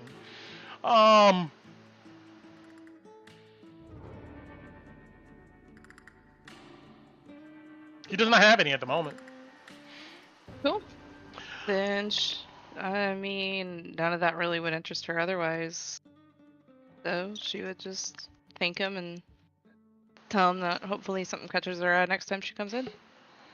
Very well. Toodles. She'll finger wave back at him. Walk out. All right. You meet up with the party, shaking your head, no bueno, and I guess you guys head over to St. Ardina's. Yeah. For some much needed. Oh my God! Please help Kaylee and please help Kalina and Alice. Tinu, I thought was worse than me. Oh, I thought you were blinking and vomiting. You are. Yeah, I'm just- blinking, but Tinu, I think Was out it of taking character. healing? I don't know how we're doing, but I do know that I rolled far better than Ku. So I may not be doing great, Look, but I look, have a feeling she's doing worse. look. You are all you all. I think every one of you took a dip in that river. You are all messed up. That's why I Yeah, told and then I you. got another mess up when the husk exploded around me. You went in for seconds too. Like I was dragged in I there went second in right time, at the okay? very beginning when I got shoved off. the okay, boat. that's fair. That's fair. The first time, the second time you were dragged in. Actually, wait, were you? No, the second time I jumped in to try and give rope to people who were in there who then didn't need it. But the first time I got shoved off the boat. Hey, Brent, do I notice anything funny on Alice's back? No, I mean, she has clothes on and everything, she's like, She might be a little more rigid in her yeah, walk. occasionally, like, she just kind of flexes her shoulders, So, Ron will look at Alice and go, hey, while they're here, do you want to go see old Zoya? Because I need to talk to her anyway. Can she help the same way? Last we spoke, she said she could. Yes. I don't want to go in the church. Do I hear them saying this? Do I hear you guys? I'm not being being particularly Yeah, quiet. I'm not being quiet. Okay. I dig in my bag and I give you guys holy water because you're gonna need that, right? Well, technically, we don't know yet. I mean, Okay, Yeah, but we I'm know, still they use gonna... we know they use holy water here. We don't know if she uses the same stuff. Potentially, Ku. She might need. But just in case, I'll give you guys two vials. Because last yeah. time she only used one for Louis. To Tinu's knowledge, this is apparently Yeah. helpful. So Yeah, so We Tinu would don't- still, even if you say no, Tinu, no, just take it in case. So I'll give it to you. Oh, guys. Alice would take it. She wouldn't question it. All right. So it's 2 vials of holy water. I give it to you guys. All right, somebody roll me a percentile. I don't want to. I'll do I'll it. do it. Do it. Yeah. Okay, do it. We First are- one I see. Okay. Oh, we are, We are all terrified. 66. Got it. Yeah, you guys step in. So Alice and Ron, you guys are gonna go off. What's happening? Yeah, we're gonna go to Old Zoya while they're talking about ridding their contamination here. All right. Yeah, you guys come inside just as you left it. Although I would say that it's kind of empty here now, as the evening is setting in. You see Hannah comes out of the back room here. I'm hearing the doors open, and yeah, she gives you guys welcoming eyes. Are we very clearly fucked up, or just a little bit? You're clearly fucked up, but you imagine she probably sees fucked up people all the time. Like, So we're not that terrifying. yeah. But you know, she looks at you guys expectingly. You know, can I help you? Who wants to go first? Raise my hand. I got thrown in a purple river. You're My contaminated. sister tried to save me. Also went in the purple river. We might need some help. And occasionally you do see like Kalina just like for a split second, like almost like she's a figment of your imagination, just vanish and like reappear. It's like so fast. How many? All of you? Yes. Yeah. She like all becomes of up and us. begins looking at like everybody. And I know you have to look at Tinu. But you're the one fading in Look and at out of Tinu. I'm existence. fine. No. Anna, if you think this is really bad, let us know if we gotta go to Camp Dawn. well, unfortunately, you just missed Ophelia. She left maybe about 30 minutes or so ago. If she was here, maybe I can help all of you. But Does it do anything to you though? Well, sorry, Anna, I shouldn't be speaking on a turn. yes, purging the contamination is exhausting. It does drain your vitality to do such. What if somebody helps you? Does that not help it in any way? I don't mean to disrespect, but are you able to purge contamination? Actually, I have not been trained, obviously, but I do have some energy at my disposal that might be able to help. same. I have a level 3 slot. I have 2 of them. Well, it's just more beneficial if someone... Are you trained in medicine?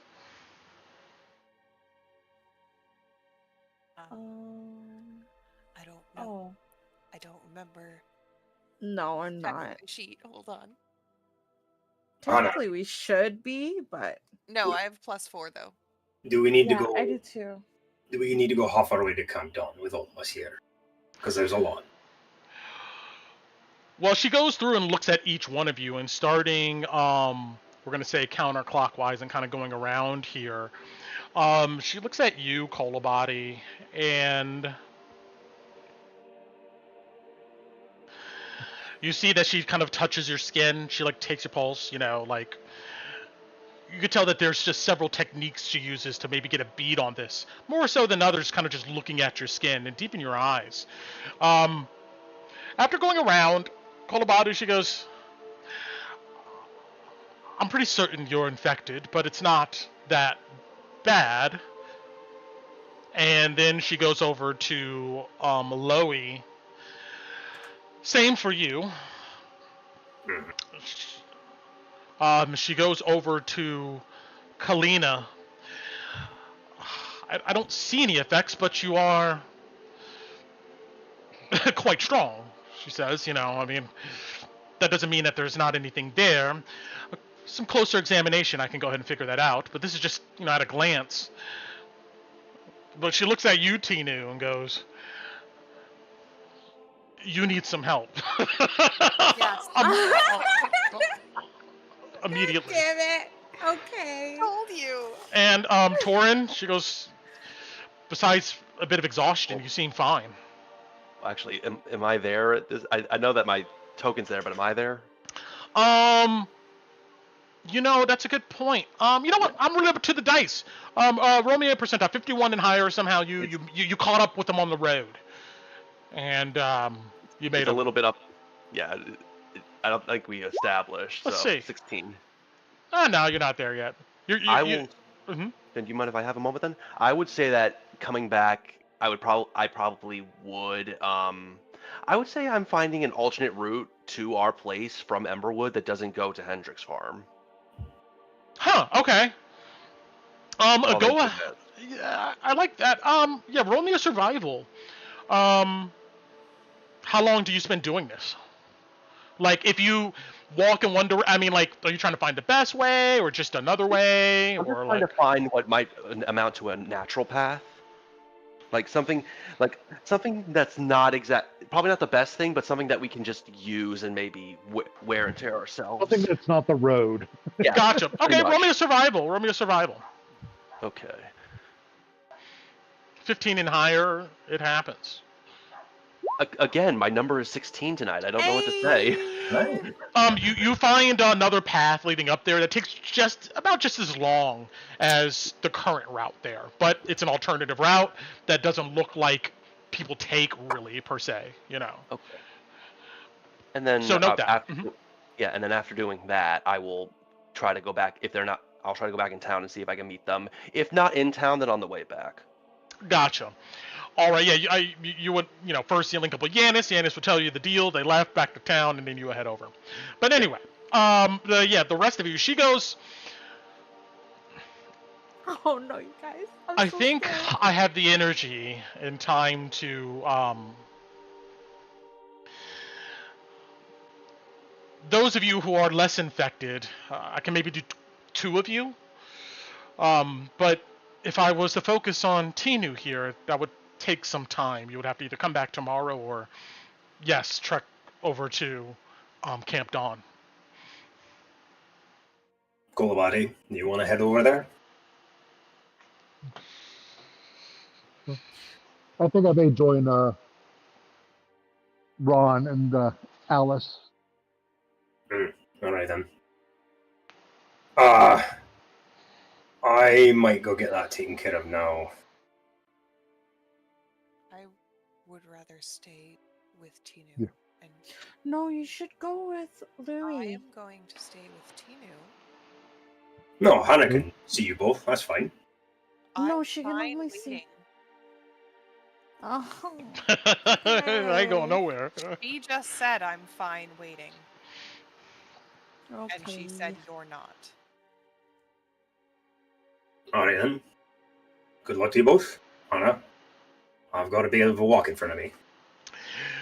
To go ahead and expedite part of this, essentially she would go ahead and explain that she would say thank you for those resources you gave her, Loey. They've been a help since you've given her to her. And she's, instead of the full amount, she'll take off half for the spell components, and it's 200 gold, Oh, but we have spell components. The holy water that we have, I take it out. How much was she need? Loey, what did you give her earlier? Was it alchemist fire or holy water? Holy water. She goes, Well, I gave her holy oil, I Yeah. should say. Holy You got oil. nature.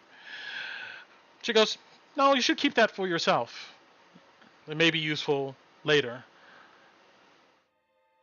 Okay. I guess I'll give I'm already her... sparing you, I think, as much as I can. Yeah, that's okay. I'll give her the 200 gold. She nods. Just come with me. Oh, Oh Tina, no. Yes? I'm gonna need a couple things for the goblin I gotta go see. If you don't mind. Goblin? The healer at Camp Dawn. He's a goblin. Oh, okay. I'll give you my last 2 vials of holy water. Alright. I think Yeah. I have a couple as well, so don't Don't worry too much. Okay. How much do I need? I don't know, because out of character, we don't know the spell. You would gather that if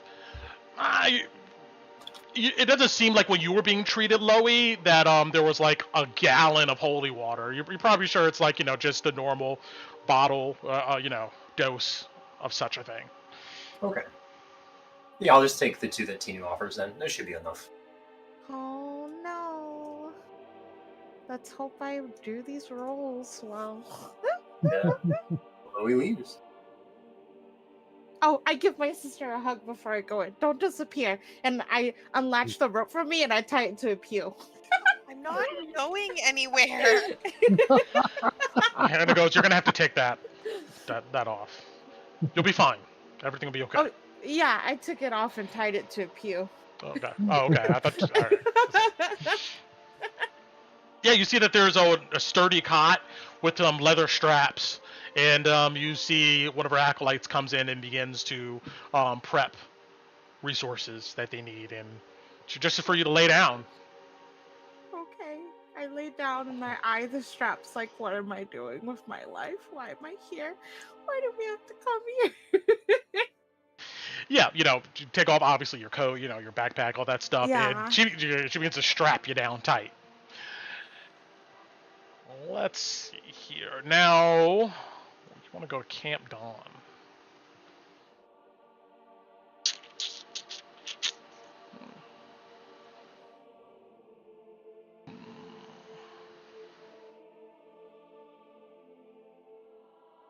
Oh, okay.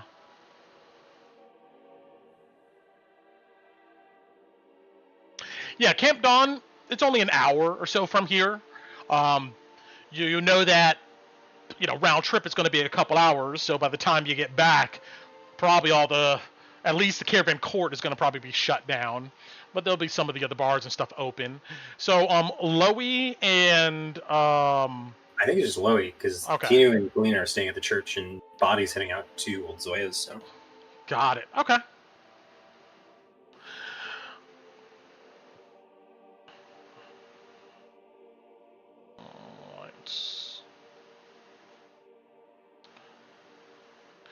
All right.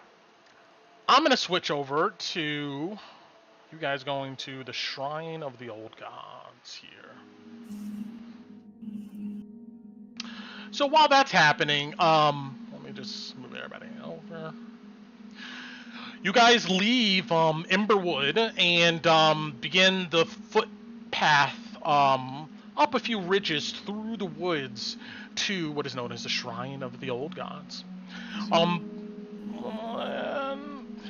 Is there a timetable for this? I don't think so. No. It takes about 20 minutes or so to get here. Come out. There we go. But you come to the rickety old house that sits outside of the shrine. You see some smoke coming out of its small chimney. And when you come to the porch, you see some of the cats get up and move out the way and watch you guys curiously. You knock on said door, and of course, Ozoya opens the door with aggression. And she goes, "Oh, it's just you." Hello again. Yes. So, a while back you spoke of saying that you could purge contamination. Yes. This is something I can do. So, 2 questions. One, do you have the time to... I love that picture still. Do you have time to help Miss Alice get rid of hers? Well, I could tell you this already. You see she kind of sniffs the air. You smell of it, girl. And, There's something wiggling on my back. Oh, really? Mm-hmm. both of you come in here. And she waves you in. You see that there's a bunch of like old food and stuff sitting on her table. Actually, you see it's the bowls from the other day when you guys were eating up here. You see she just takes them off and she just puts them on the floor. And she goes, sit on the table. I'll look at Ron real quick. He'll nod back. And I'll sit on the table. Here, hold my dog. She'll hand Ron the dog. Oh, you brought, okay, you brought Vetus with you? Okay, yeah. Vetus has not said a word, but just, oh, actually, when you guys went to, Fairweather's, near the, where the delirium sold, all he said was, Well, I would not have walked close to it, knowing that. Delirium what detective. Vetus did. Yeah, no. The minute that the first one came out, Alice would be like, "Yeah, we'll go somewhere else. Thanks." Gotcha. You come inside and close the door behind you, Ron. You look out the window. The sun is now sitting at the horizon. You're feeling tired too. Mm-hmm. You see, she goes, "I need to look at your back. Raise up your jacket." Yeah, Alice will listen. Ron. Yes. You watch this happen. You see that she pulls up the jacket in the back of Alice's shirt here, and I'll do this. I'll sugarcoat it. Yeah, don't sugarcoat it. That's why I waited until I was not around the party. You see, spread out across her back is this puffy, blackish, reddish rash, and there seems to be 3 patches of them. And at the center of each, you see human eyeballs blinking, looking around at you. Oh, so he goes, "Ooh! Hello." And this stuff itches Alice. Like, it does not feel good. If you reach back and touch it, the eyelids kind of squint and blink. You can feel like a pain, but you can't see it.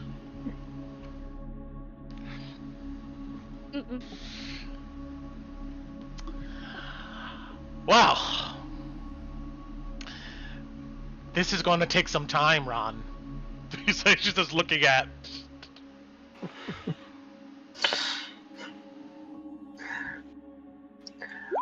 That, I think we have it at the moment. And before we get started, I do have a second question. Yes. I think our group is going to take a few days to get some things done. Would you be able to teach me the spell?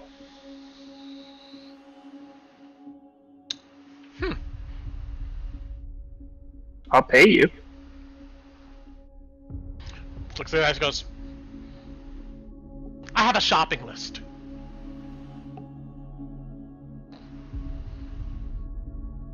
Alright, when you're done, give me your list. I'll take care of it.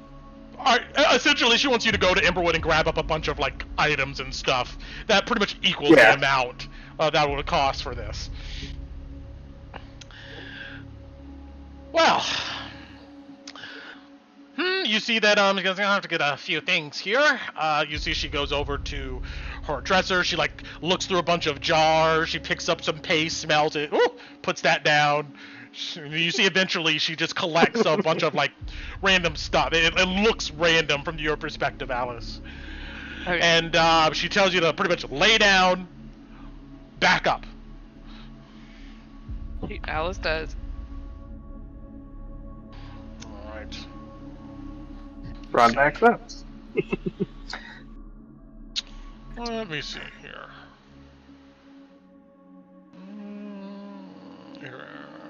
Alice had asked what she needs to pay for this. For her being taken care of. Let's find out. I want to make sure I take the gold out. Shrine of the Old Gods. Let's see. I do have 2 vials of holy water, if that matters to Olzoya. I doubt it, but... You see, I don't need that stuff. She just waves it off. All right.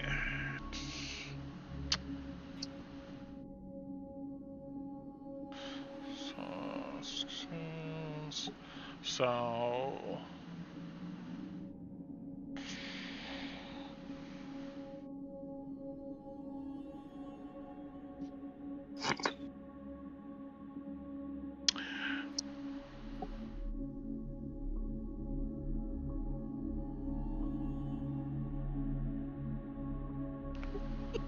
She goes, if you need, I also brew some pretty tasty, organic healing potions.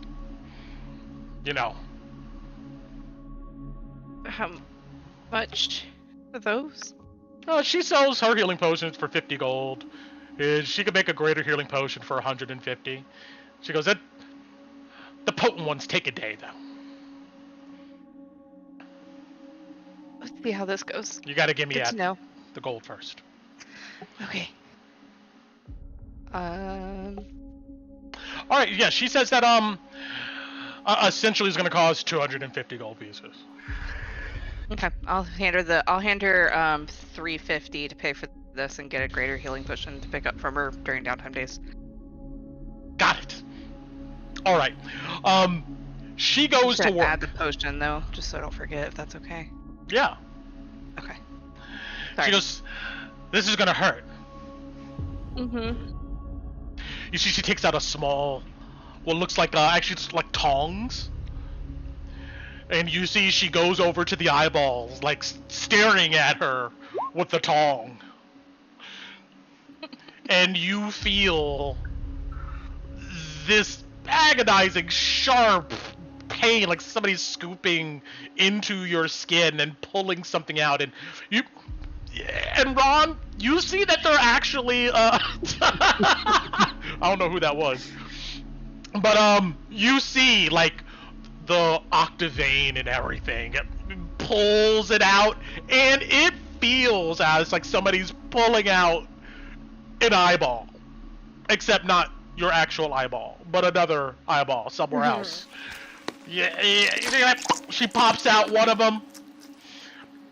And then she begins to, you see she takes some of her alchemical fluids and she puts it inside of the wound. And she pulls out the other and does the same thing. And then you see she begins to kind of hum to herself. But while she's doing that, you can tell that she's speaking some type of druidic chant, Ron. Meanwhile, though, Tinu, a lot more precaution to how you feel is being taken here.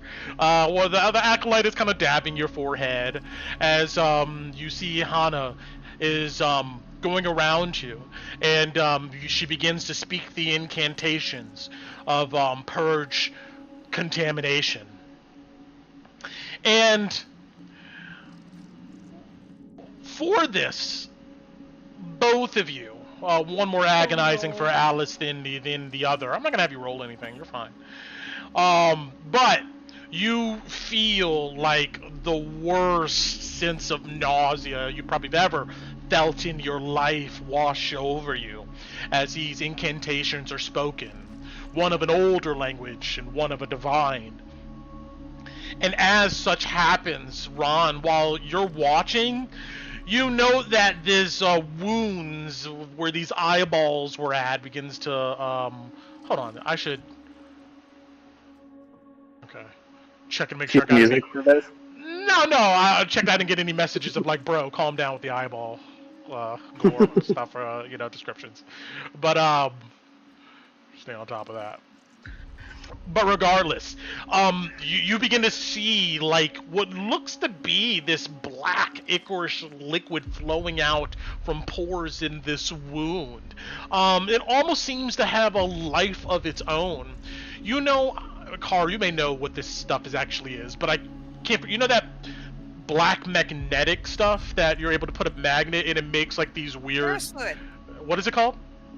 Ferrous fluid. Ferrous fluid. Ferrous fluid. It looks like ferrous fluid, pretty much leaking out of these wounds. Same thing for you, Tinu.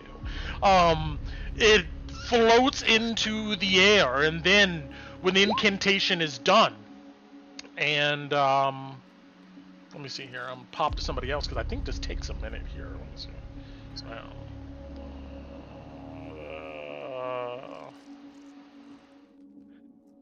Where's it at? Here we go. Oh yeah. So,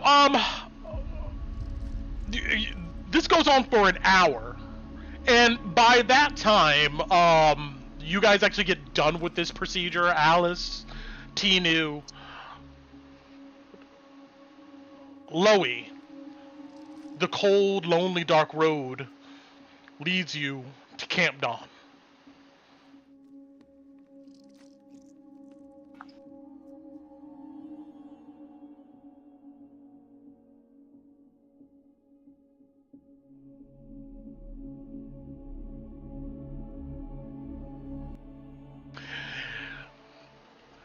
You don't meet anybody on the roads, Loey. It's just desolate. But it feels like at any moment maybe somebody could hop out. This road there doesn't look particularly safe. You see abandoned wagons, trash. You smell something dead in the distance. Yeah, But just keep him. Try not to get seen. Yeah. Eventually you cross a patch of forest and you come up to the moat. And you see this place is aglow.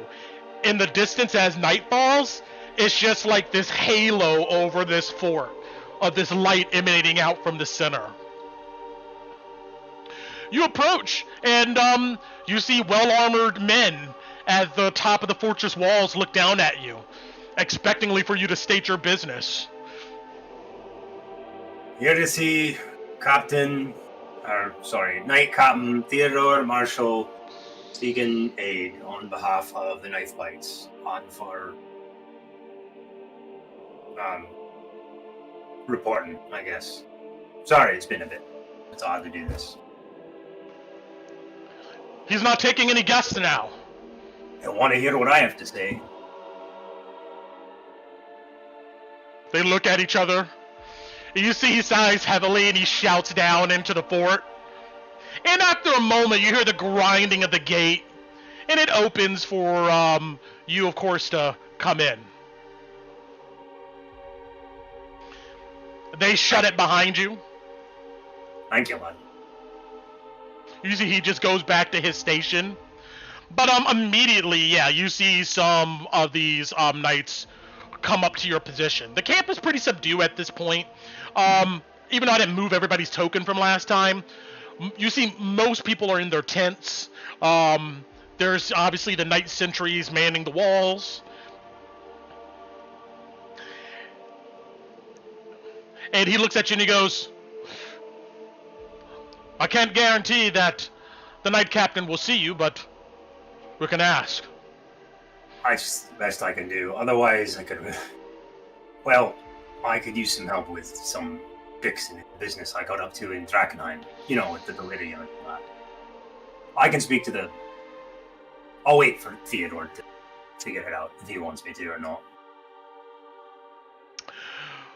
When you come past the raging fire, let's move everybody out. I'll put everybody over here. These guys are long gone. See you later. Rest in peace. And... Jeez. All right.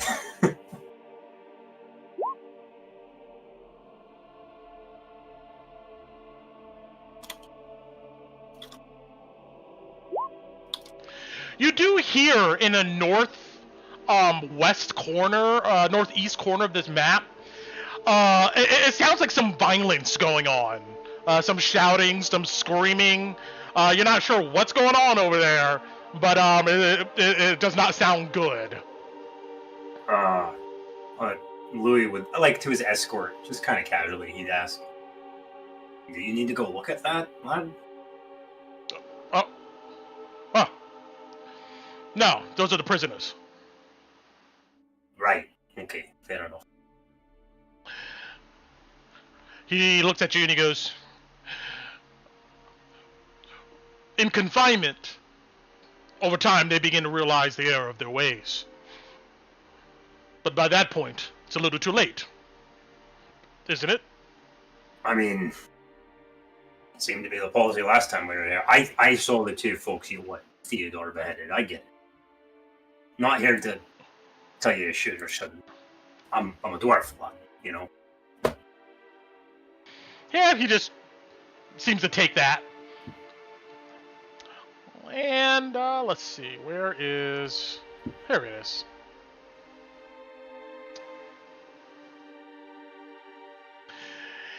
He leads you over to a large tent.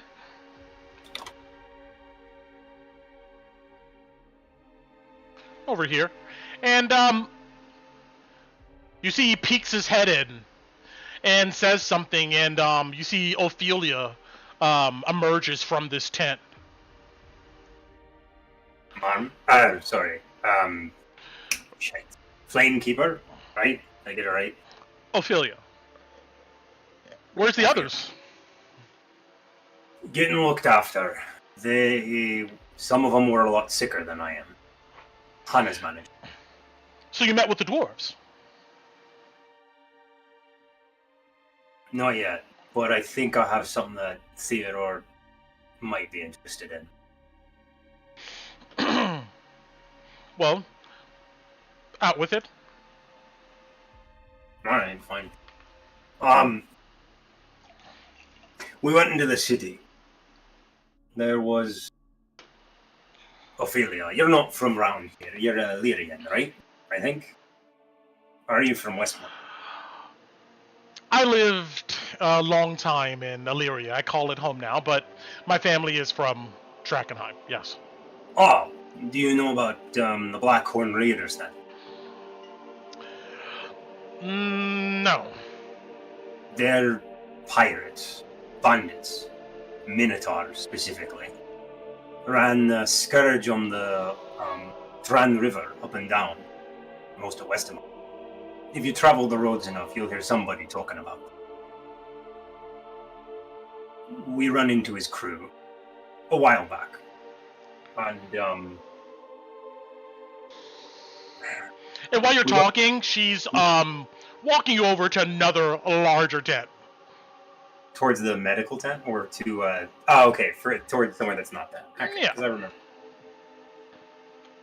Anyways, we got into a bind with them, and we had to deal with them.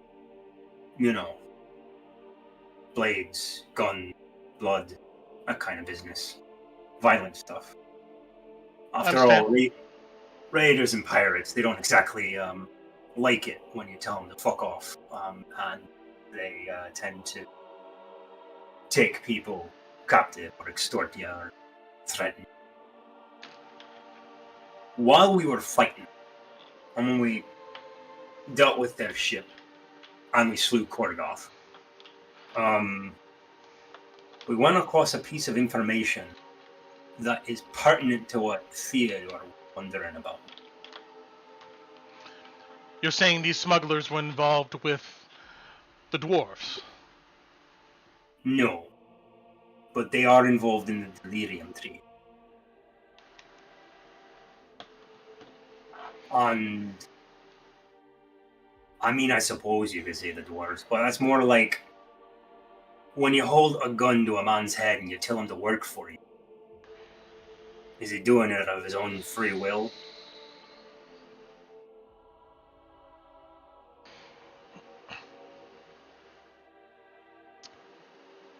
I see. Well, hold on. And after this short waiting of going up the chain of command, you see the tent flap open here, and you see Theodore, Knight Captain, Theodore Marshall, dressed in a simple tunic. He gestures for you to come inside. Sure, I'll go. And you have to enter from the south, but I'll put you in here. Whoop. Boink. Perfect. The lights is really low in here. You see a small oil lamp. You do see that there's a bunch of parchments on the table, a small chest. There is a large, very, very nice-looking book of the Song of Fire on the desk, open to a page, and you can see that there's markings and highlightings and stuff on it. So, you were telling Ophelia about these Minotaur and smuggling and them being forced to do such. From what I'm learning, McKinn are more under threat than anything else. And they were pretty damn embarrassed about the whole fucking thing. But I still can't help them, but maybe I can help you, and we can help them together, hopefully. Well, Loey, if you mean help them leave, then we're definitely with you. Well, I mean, I'm not going to lie to you, Theodore. That's a much taller order, especially if you're not planning on killing McKinn. Well, that's not in the plans. What's in the plans, though, was to interrupt their smuggling routes. And it seems like, I guess, maybe you did so inadvertently, which is good. So maybe you can convince them that this is the time they should cut their losses and leave. Right. Well, I don't think the Queensmen are going to let them.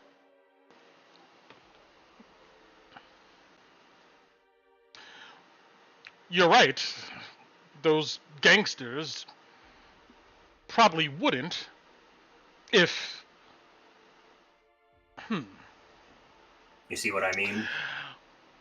From what I understand, they're well armored. Who? The dwarves? Yes. Oh. How about this? Uh-huh.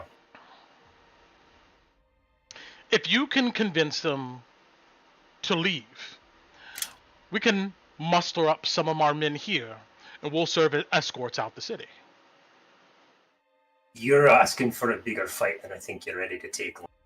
No offense. I don't think these Queensmen would dare raise a hand to us.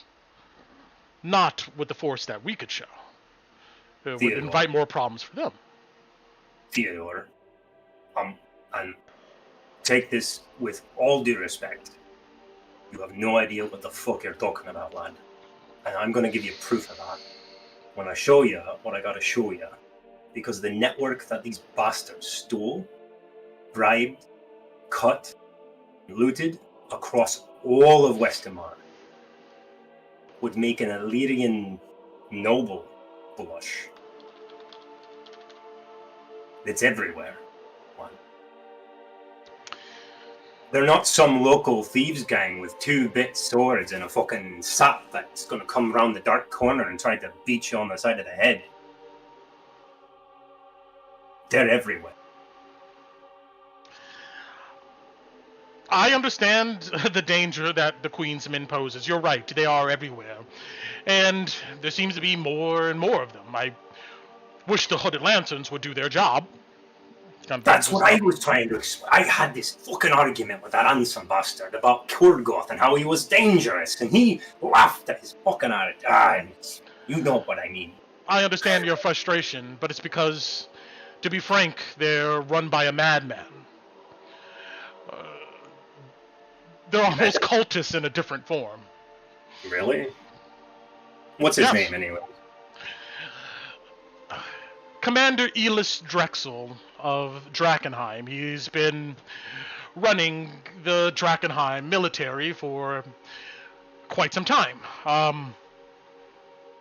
Longer than maybe any of us have been alive here. I don't know, maybe not you, Loey. Legend has it that he died on the battlefield, and he was such an inspiring commander that King Ulrich, the last monarch, resurrected him back to life. I think that's part of the reason why he has the cult following that he has. But from what I understand over the years, his mind has went into the bottle. He's a drunk? Apparently, yes. But a drunk in control of hundreds of men that he rules with an iron fist and sends out into the ruins day after day to get themselves killed for a city that he thinks is still alive, but as you and I know, are assuredly dead. And he hasn't been sober long enough probably to figure that out. And he probably never will be. I mean, I sympathize with whatever he's experienced in the past, but the madness has to stop at some point, don't you think? Aye, but you can't blame a man for fighting for his home, can you? Of course I can. Especially when the bodies stack up as high as they do. This is not the first, nor the second, nor the third time this man has marched hundreds to their death. I can blame him for that. You think he's irresponsible then? That's to put it lightly, yes. Irresponsible. Very much so. He doesn't value the life of his men. He values something else. Whatever that other thing is, it's causing needless bloodshed. He needs to not be there. But that's besides the point of what we're talking about here now. Aye. The Queen's men... Ah. Sure. I have a feeling that if you, a brother of theirs, shows up and expresses the danger that they're in, they can be convinced at that moment to pick up their things and leave. I don't disagree with you that they're in danger. I'm saying you don't have enough here to do what you have to do to get them out. Because the business... It's the Scars surrounded by, like, a platoon of these gangsters? I mean... Theodore, you know what? It'd be easier if I had the fucking map and I could show you the network that I found. And then maybe you could do something about these fucking hideouts outside of Drakkenheim. Because from everything I've counted, there's dozens of places scattered all over and up and down the Dran. And they're in business with more people than just themselves. Well, you've done a great job in discovering this much. But you haven't been there to actually talk with them, it seems like. No, we're planning on going at the end of this week. We got... Maybe... You don't have this information with you, you said. Nah, one of my party mates found it and showed it to me. When we fought with Korgoth, we fell in the Dran, in Drakkenheim. I don't know if you've seen the river itself in the city, but it's more muck and filth than water. It is very toxic. Some of our men have, unfortunately, succumbed to the contamination in those waters and elsewhere. Well, Ophelia goes, "Are you sick?" I am, but I am okay compared to the others. We had a girl, Hannessi into it, Kalina. You remember her, the priestess. She, good lass. She was retching when we got to Caravan Court, and she was disappearing, reappearing. It's weird. Ophelia goes, "We've heard of all different types of strange anomalies or manifestations.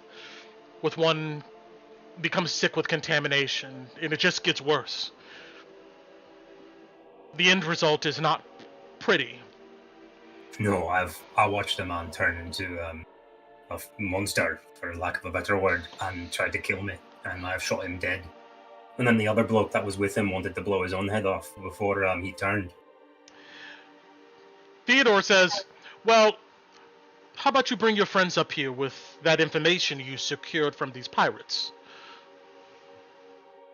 We would like to have that. I can speak with them. Try to get it here. But you can understand, Theodore, why I care more about my companions as a man who himself says that you should care about your soldiers and fellow folk for anything. I tell you what, when it comes to your kinfolk, these dwarves over at the Scar, mining, spreading more contamination across the realm, maybe if we can find out more routes leading to them and destroy those,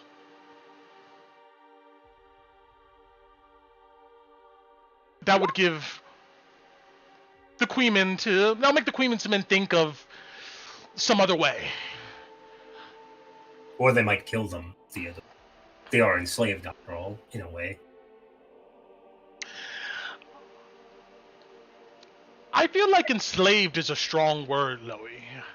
They have From our reports, they have guns, lots of them, cannons, and seem to be quite happy making a profit. I don't feel like this is an enslavement as more as racketeering.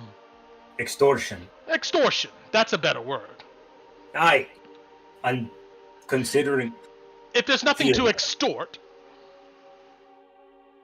Between you and me, these folk are half the reason I'm here. They murdered my clan.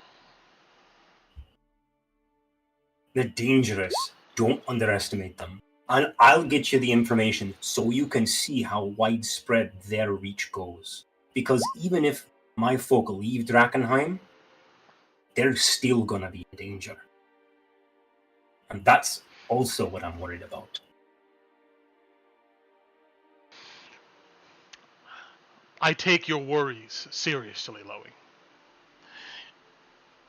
We could talk about it more when your friends are here, and we can look at, like you said, how widespread all of this is.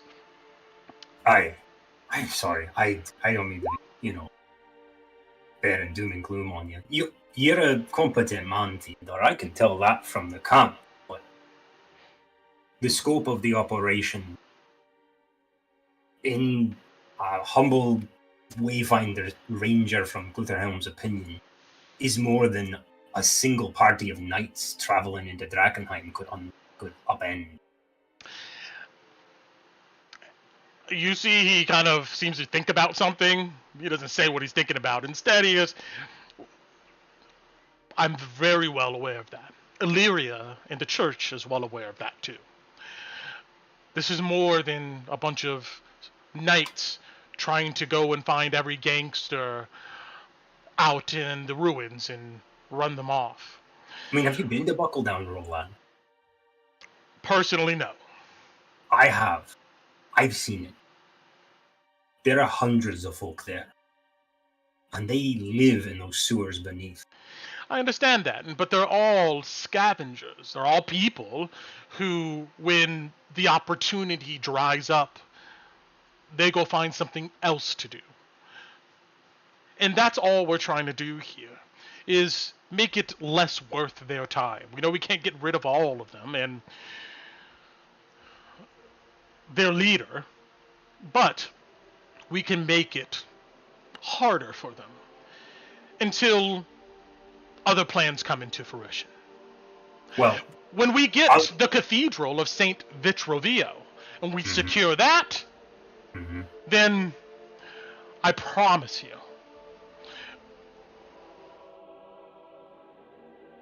we'll be able to rid this land of this scourge. And I don't disagree with Ophelia saying that delirium is poison. It is. I mean, I'm literally dying as we speak from having drowned in the rot. So, I get it. Yes, like I said, bring your friends up here, give us these papers, we'll go ahead and look over these trade routes, and from there we'll decide what to do next. But, if you feel like your dwarven friends will not leave their station, then we won't force them to do such. At least until you've got this cathedral, right? So you can actually do something about the Queen's men. So you're situated to strike at them. Rip them out, so to speak. Right? I'm sorry, I'm just assuming I shouldn't be. You're night cutting ship or whatever. You know these things better than I do.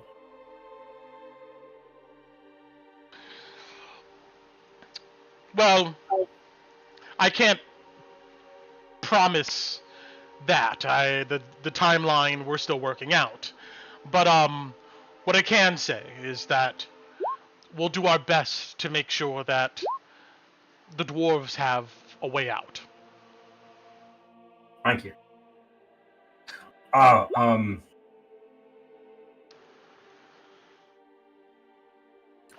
came by also for medical healing, Ophelia. May I go to your tent? Or Hannah's put out. She's already seen to Kalina and Tina. Of course. Come with me. And she'll lead you over to the infirmary area.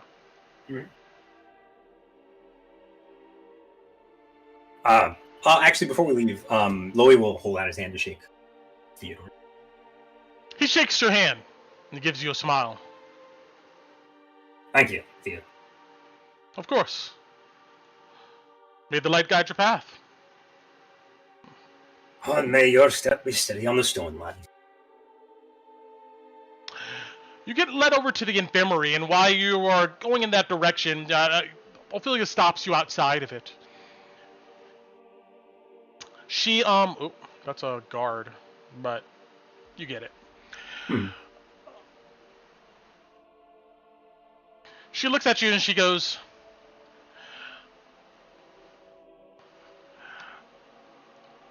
we are here on a mission, you know. And that mission is greater than a lot of our individual desires. To be honest with you, I wish I was with my family right now.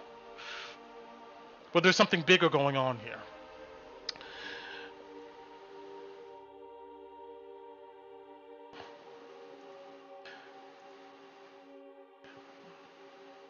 Can you at least try to reason with your dwarven kin? I fear that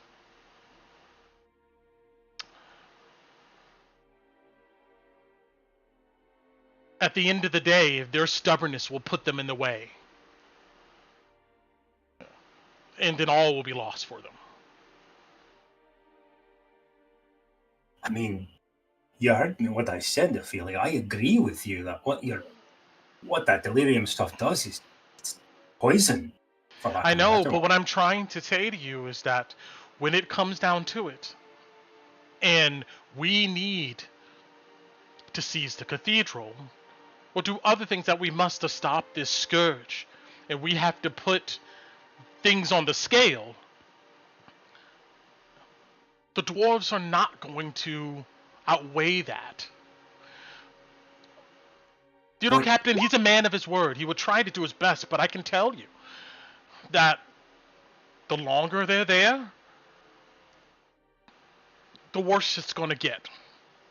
Are you going to be guarding them from assassins and killers for hire, Ophelia? Because that's the kind of evil you're putting on my kin if they just pack up and leave. Well, when it's all said and done, and the city's no longer a threat,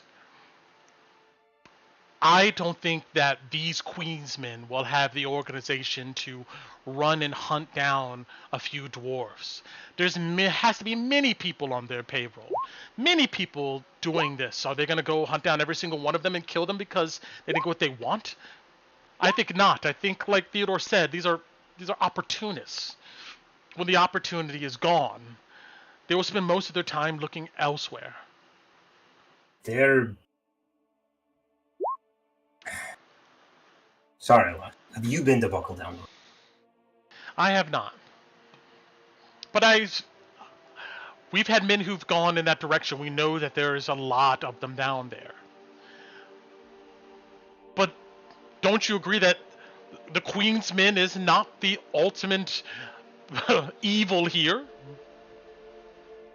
If you want me to be entirely on your side, I have to have skin in the game, and that means protecting my kin. If they're dead, we can't be friends.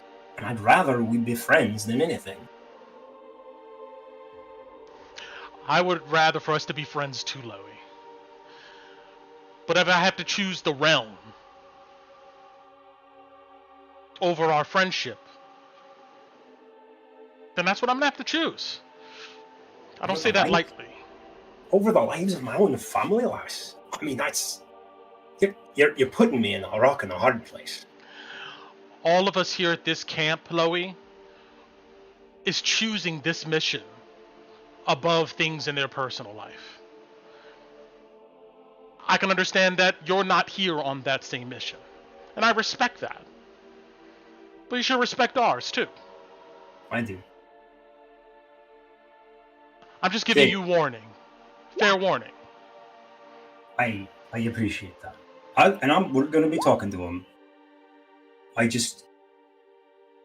I'm worried you're really underestimating what kind of fight you're looking at.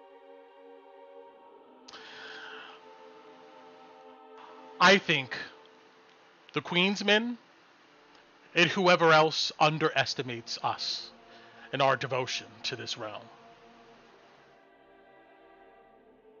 All of us have come out here to die for nothing. Right. But she'll leave it at that. And she'll lead you into the infirmary.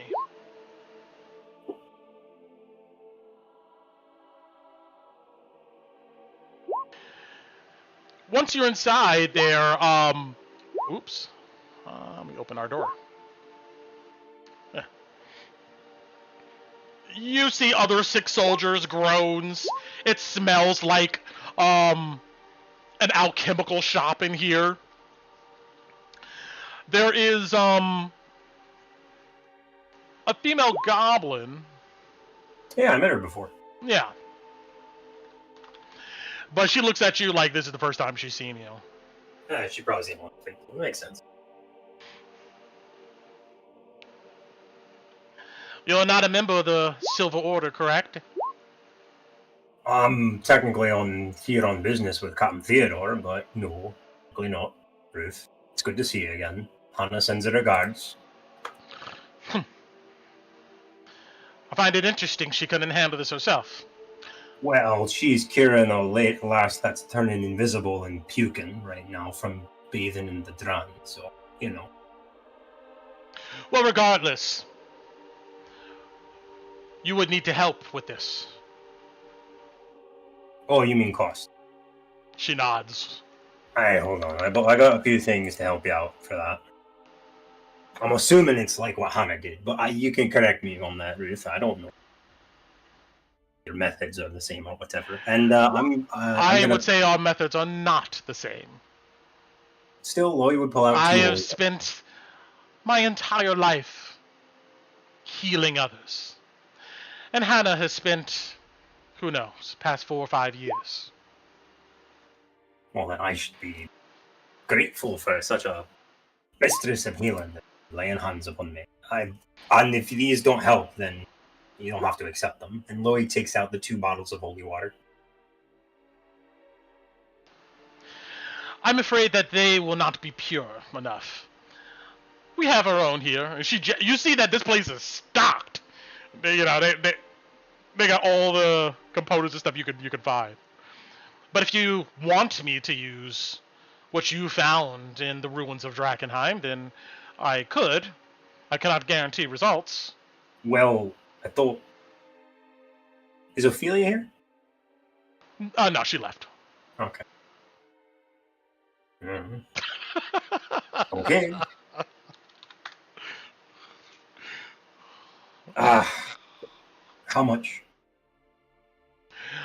She'll charge you the base price of $250.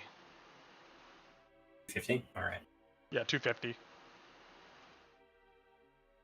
But you know, after you give her the coin, she is like almost like ADD with her work. You know, everything is neatly and organized. She orders you to do said thing. You don't do it. She repeats it until you do. I do. And you see that there is a methodology to her divine spellcasting. She has all the latest and greatest stuff to go ahead and heal up. And you note that as she casts pure purge contamination, it doesn't hurt nearly as much as when Hannah did it. Oh, okay. Well, that's nice.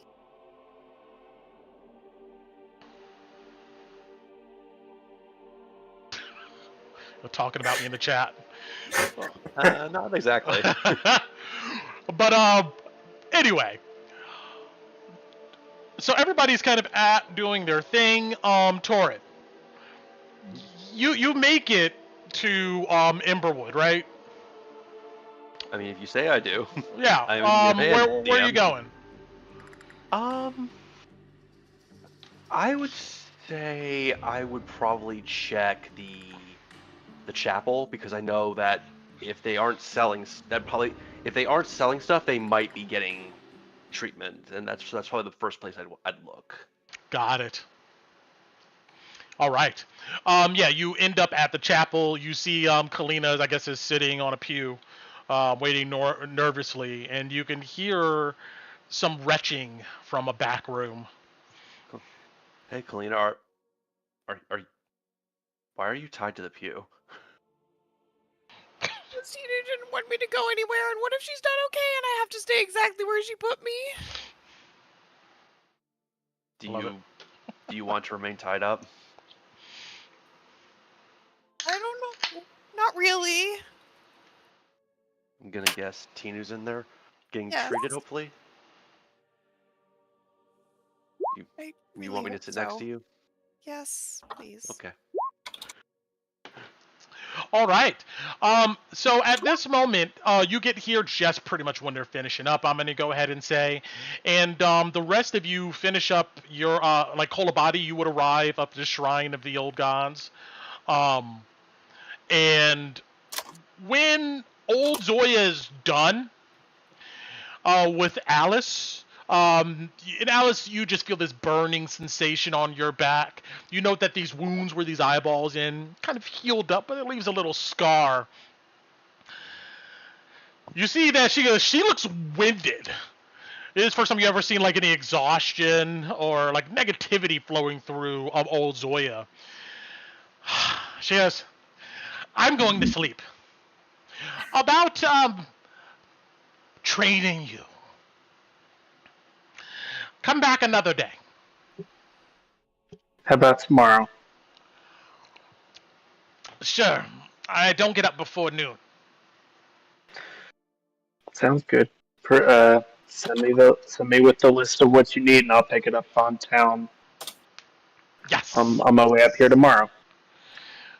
She hands you guys a list, and then Alice, she rattles off to you like, you know, you want to sleep on your side, you want to go ahead and wash, this off, here every few hours. She just rattles off a bunch of like symptom maintenance for you to do, and then she looks at you, Kolabadi, as you arrive there.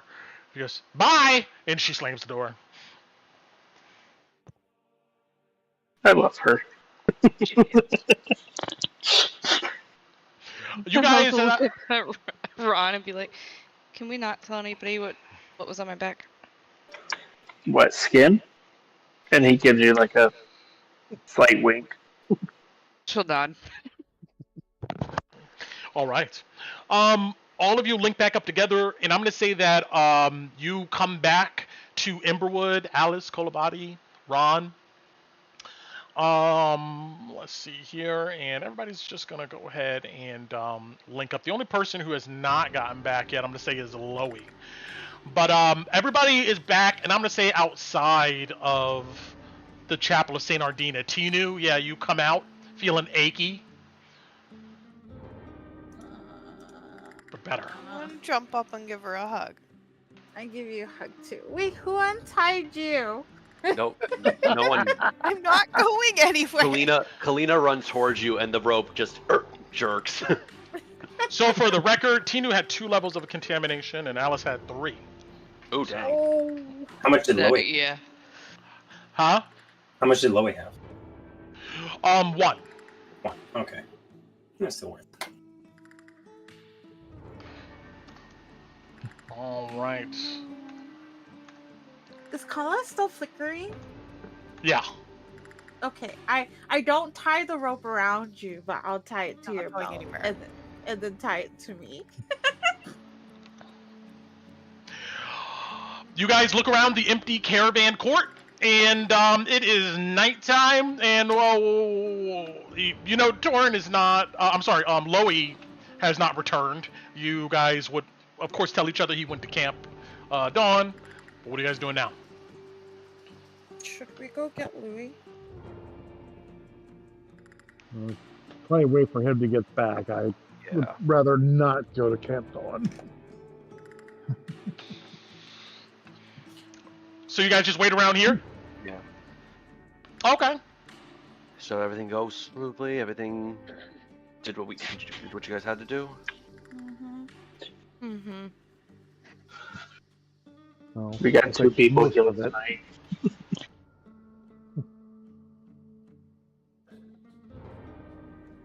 All right. If you guys, you're just gonna chill outside.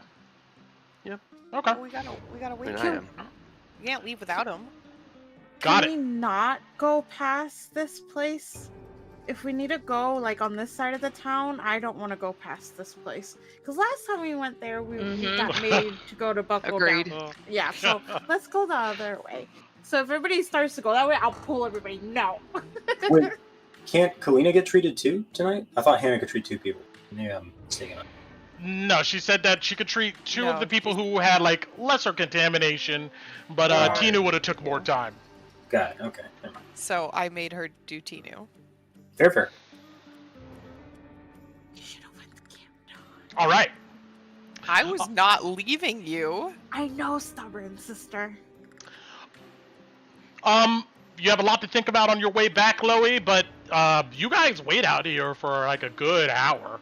But eventually, yeah, nothing happens while you guys are out here. There's a few people that goes to and fro, but yeah, I mean, Loey shows up. All right. Listen. All right. I'm gonna take lead. You guys are gonna have to follow me back. We're taking a different path. All right then. Okay. Okay. Memorize. You might also want to memorize this as we go.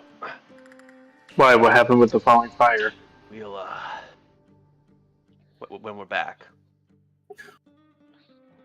Great. Okay. Oh, Kalina, I thought Hannah was taking care of you. No, she had to use everything for Tinu. I can hopefully get checked out another time. Tomorrow. Maybe tomorrow. Aye. Be a rough night, lass. All right. Tinu was pretty bad. No, Louis nods that.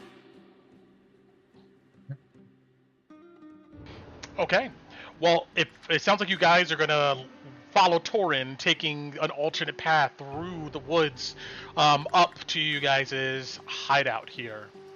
And when you guys get back, I think I can do that too.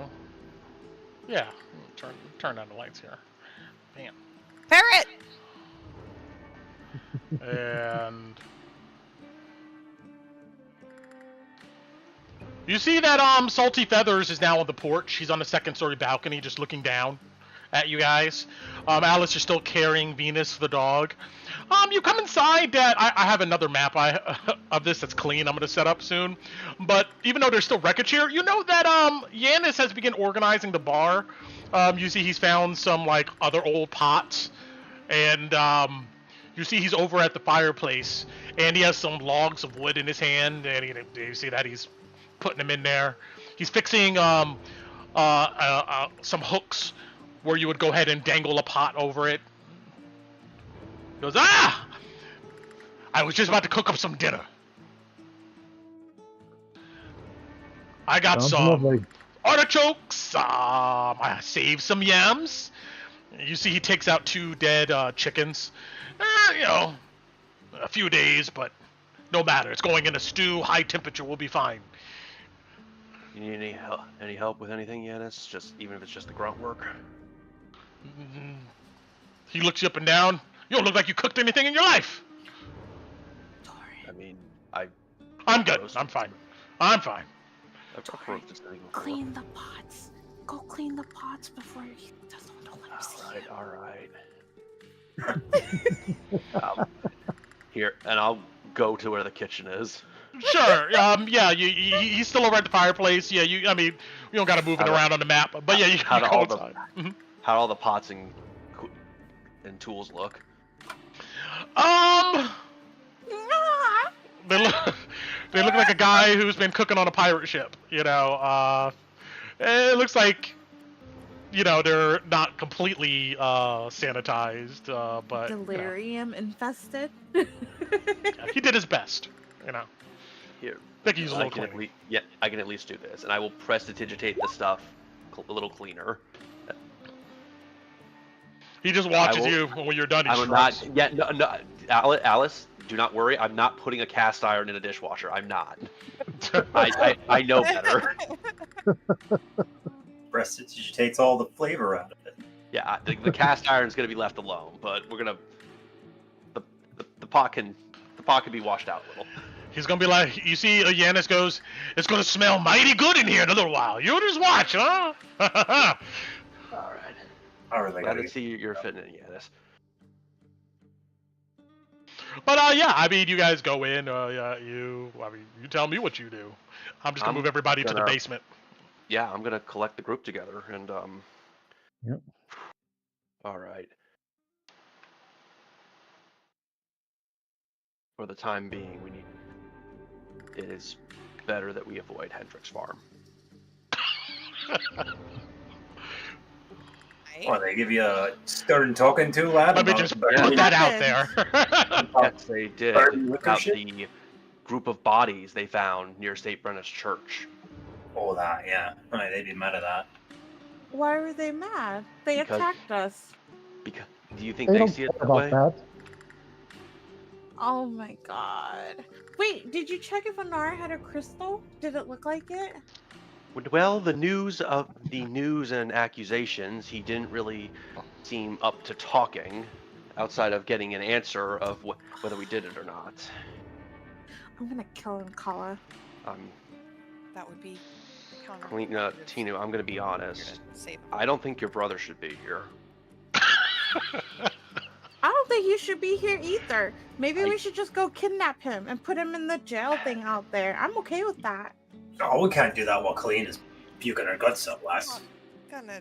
There's a lot of things said, but let me just go over the most part. Martha and Martin made it back. Nathaniel took them in. They have gone through the sacrament. They have crystals. If it was any doubt before, their talk confirmed it.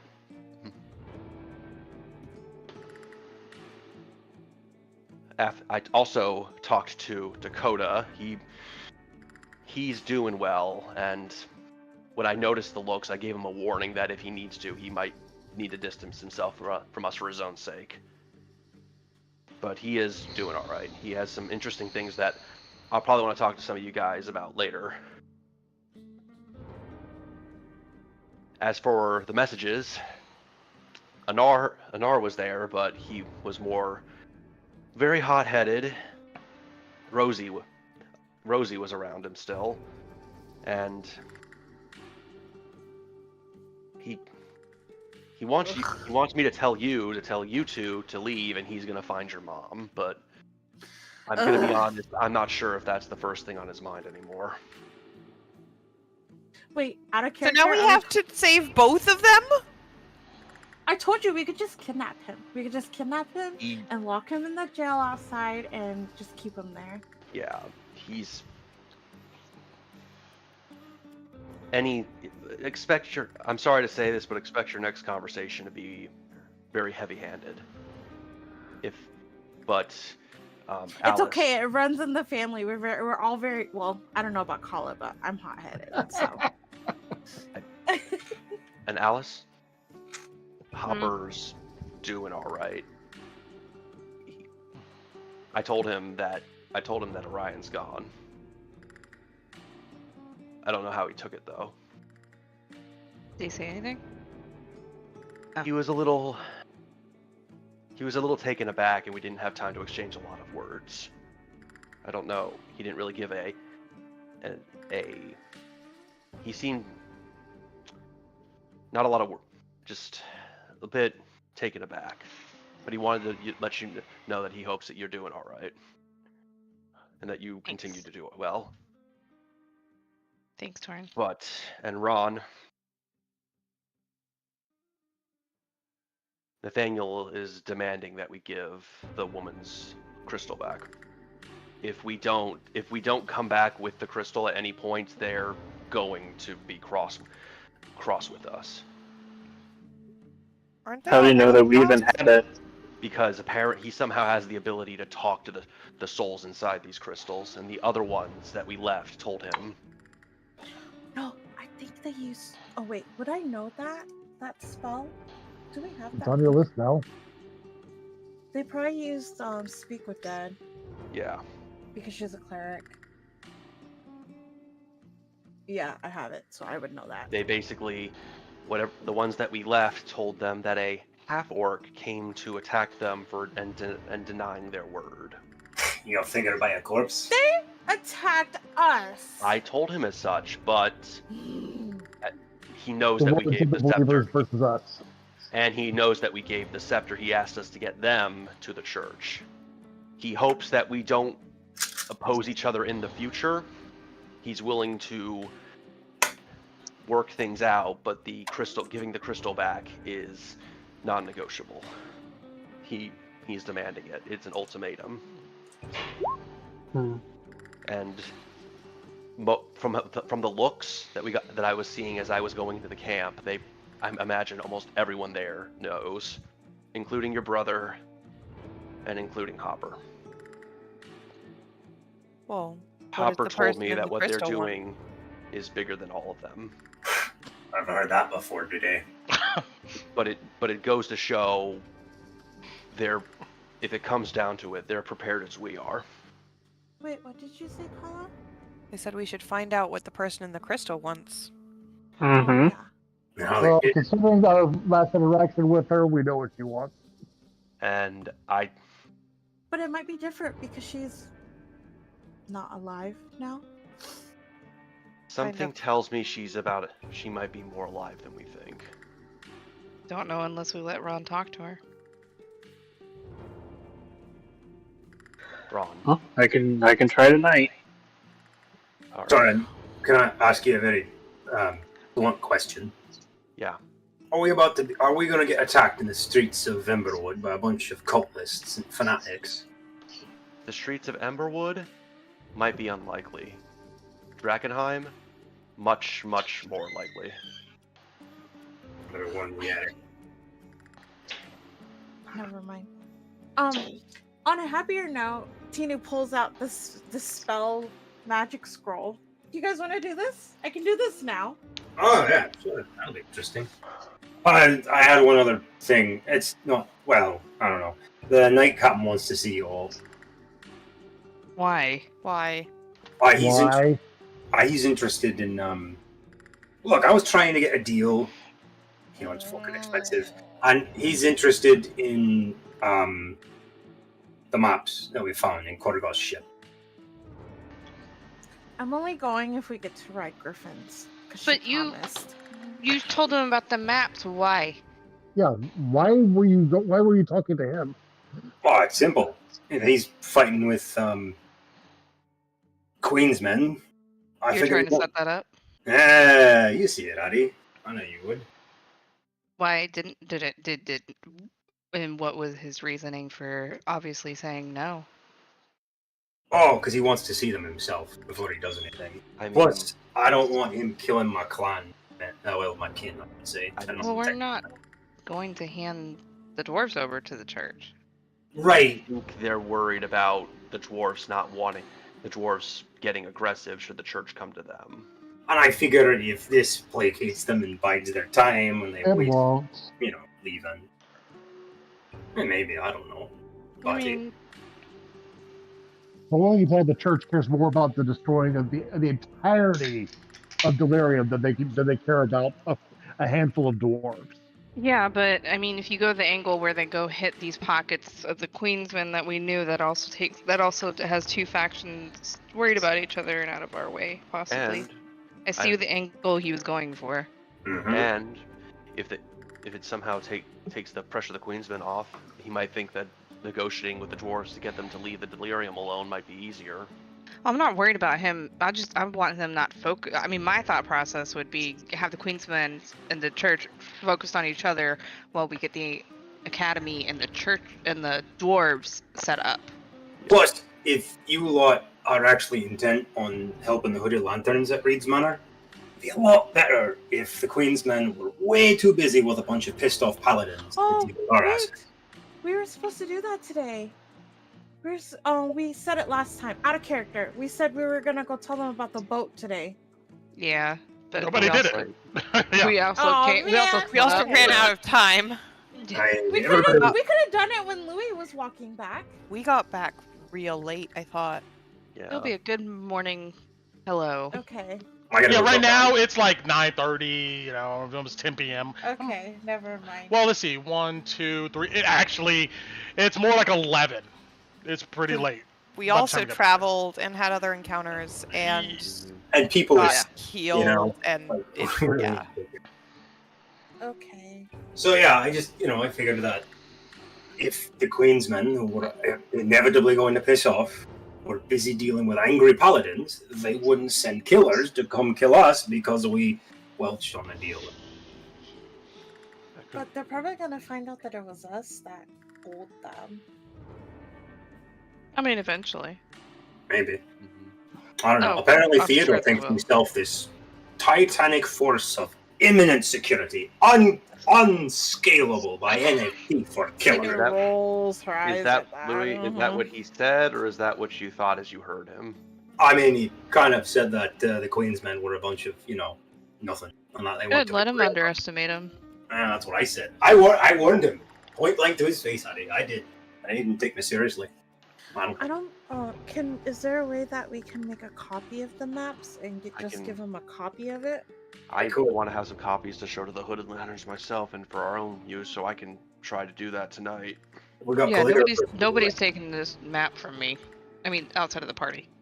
I mean, absolutely, we should, but we probably need a couple copies anyway if we want to show these to people, because they're gonna ask to have them. They can look at them and make their own quick Alice, notes. They're gonna ask to have them. Well, then they can do the work themselves instead of handing out information that could get in the hands of other people. Can we make almost perfect copies? Good. You don't have to tell me I everything. don't want to make copies of it because it's just more information out. No, but We could hide, Not- choose. perfect copies, I mean, so that when we do ask, if we're asking about them, we only have on it, I guess, whatever we're asking about. Does that make sense? Aye, things that they might want to deal with that, Yeah. we want them to go deal with, and not places we don't want them to go deal with. We don't Aye, have to Eddie? record. Right, like leaving stuff off of it. I would feel better about that instead of exact replicas. That could work. I'll go proficiency with cartographer's tools. I can help with that if you need. I can help. Yeah, I can't can make the help too. copies. I mean, I can try, but then they'd be really wrong. I'm not perfect with cartography tools, but I can write pretty well. I can help with recording, Perfect. especially because we also have the ledger, if we want to use that. I don't think anybody else should see the ledger besides us right now. I only told them about the maps. All right, then that's all we need to use. So, wait. Tina, you had something nice to say? I was kind of excited about that. Oh yeah, I was gonna say. So since we kind of had bad news, let's open the chest as good news. Oh yeah. You want to use the scroll for You that? right You now? can't do it yourself? I don't have the spell, or I can give it yeah, a shot. guess I could wait till tomorrow to do it. I would have the spell. I could tomorrow. have the spell in the morning after Well, why don't we looking just over wait some notes. till the morning and save the scroll for when we Wait, need it? Do we have dispel? I don't think we have dispel magic. I do. Do you want to give I it a have shot, Rob? detect. Yeah, I can help. I'll give you guidance. We just don't want to use an expensive resource when we could just sleep. Yeah, that's true. I have dispel That helps. magic. Oh wait, no, I I've do got have one more it. slot Yeah. open, so Okay, yeah. If you, do you have the spell, or did you want to use the scroll? Because we can sleep and do it tomorrow.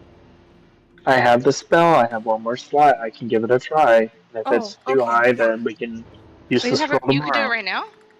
Yeah. Yes. I give you guidance and follow you. Tinu's like, she's like hopping on her feet. Guys, I swear to God, if a monster comes out of this box, Oh, It'll be fine. You're here. Just opening some more coin. I had to spend a pretty penny on that damn camp. wait, Okay. but maybe we should. Okay, it's okay then. Oh wait, okay, you could pick Ron. I'm just gonna be prepared to smack anything that jumps out, just in case. It's a bag, man. We'll be fine. Alrighty. Trust anything anymore. All right, so you grab this smaller chest. It's kind of heavy, and you're going to try to use the spell magic. Can you give me that text for that? Absolutely. Give me just a second. Pretty. Why is it not showing up? Oh, here, I can link it. I just had it open. No, you're fine.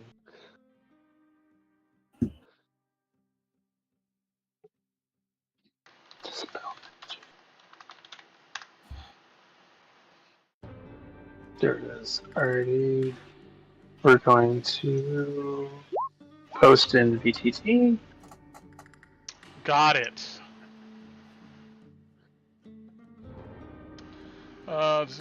Okay, 10 plus the spells level. Okay.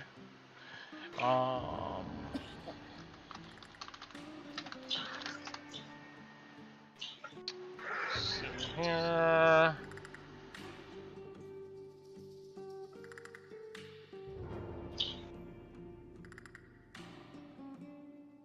Oh my god. if this is Are you? like So you're a- trying to dispel the magic that's locking this chest, right?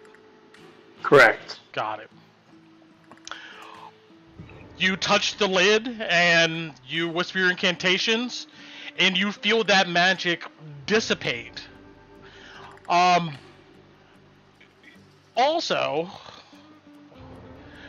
all of you feel like a burst of energy come out Oh, from this no. chest. And who has the least hit points? Here, I have 36. okay. Yeah, I'm at 20. I'm pretty good. I'm 36. Lloyd's got a lot. Hang on. Where are we doing this at?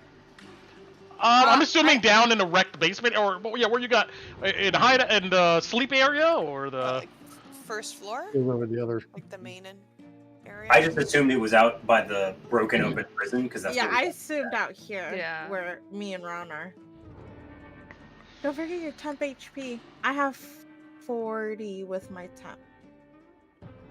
Are y'all healed? I never healed. 10 HP I from We did what? took a the- short rest. We took a short rest, so I Oh, used okay. all my hit die. Yeah. So you have 10 20. HP. I have 35 plus 5 temp. I have 36 plus 8, so 44. 16. All right. Plus Oh 3. no. So all of you are around this area, right? What? All right, I'm moving everybody over here. Everybody's standing around here Okay. as you guys are just kind of I know that figuring I this was out. close because I said I was Oh, prepared yeah, I to wanna smack watch. something. Got it. Okay. Oh no, guys. Essentially, you feel a static force emanate out, and you have 14, Kalina. HP. I think She's muted. Okay. I have 16. All right. Well, either you or if you have 14 hit points, Kalina, Alice, Kalina, both of you, just your eyes roll back your head, and you fall on the ground. Oh no! They start snoring. Yeah, Kalina has Oh. 20, I knew it was a sleep spell when he asked. so 16 and 20. 16 to 20, both of you still. You just collapse on the ground. But the rest of you watch that happen, then look inside the chest. And Oh no! I'll go over and make sure Alice Screw the is chest, okay. Yeah, same. I'm patting my sister's cheek. Carla! you're able to wake her up, you know. Oh, okay. Inside, you see that there is 98 silver pieces, 1,386 copper pieces, and there's a small ledger book that seems to list like tax amounts to Drakkenheim, and that's it. Can you give that coin amount again? I'm so sorry. Sure. 986 silver and 1,386 copper pieces. I'll let you guys do the math. So roughly a little over around 100 gold. You That's got it. ledger book with taxes? Mm-hmm. Okay. It looks old. I mean, all this, like, if you look at some dates on this stuff, this stuff dates to, I'd say about 100 years ago. Like this has just been sitting down here. Does any of it have the name of the people? Are there? Does the handwriting match the handwriting in the journal that we found in the room about the interrogation? Yeah. You would eventually, you would be able to if you spend enough time. Yeah, it looks very similar. Why would they be Oh, never mind. Can I look in? It is a business. Can I investigate the box, see if there's like a false bottom or anything else? Like, why would that be magically sealed? That's crap for a magically sealed box. Yeah, I mean, you look it over. It looks like a normal small chest from the PHB. It has a lock built into it. I mean, you can roll me an insight. Okay, I'll roll an insight. Sure. Come on, roll for me. 11. I don't think you're able to gather. I mean, it just looks like, a coin box, probably for the business here that they wanted to keep locked up and prevent people like you from, stealing their money. But They're not even alive anymore. And yet here we are, Yeah. stealing their dead people's stuff. We need it. But Exactly. That's the also chest true. doesn't look like there's anything special with it. It's a normal lock. You imagine the magical effects must have been placed on to this chest. Thanks, Okay. Ron. I'm glad we didn't waste the scroll on this. Me too. I was gonna be like, oh damn, if you guys did, I'm like, yeah, you find us a bunch of copper and stuff in here, but And thanks, Alice, for stopping me. Oh my god. Okay. So with the last 30 minutes left here, I'm gonna probably take about 10 or 15 minutes. We'll probably end a bit early, and we'll start with downtime activities next time. Okay. But I do want to cover one downtime activity. You guys, now, just for RP sake or description sake, I'm going to say that Alice and Kolabati, Torin, all of you guys who are helping with this literature you guys have collected, you're resting, and before each one of you slowly gets too tired to concentrate, each one of you go off to bed. But there's a collective effort to look over this stuff here.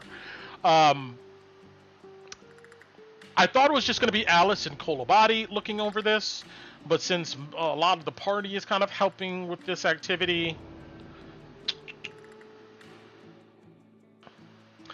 I'm going to go ahead and say that I'll give you this investigation roll with advantage, and either Kolabadi or Alice can roll it. And the rest of you are kind of helping here. The DC is 15. What's your bonus body? +7. Yeah, you go. +1. Hey. Yeah.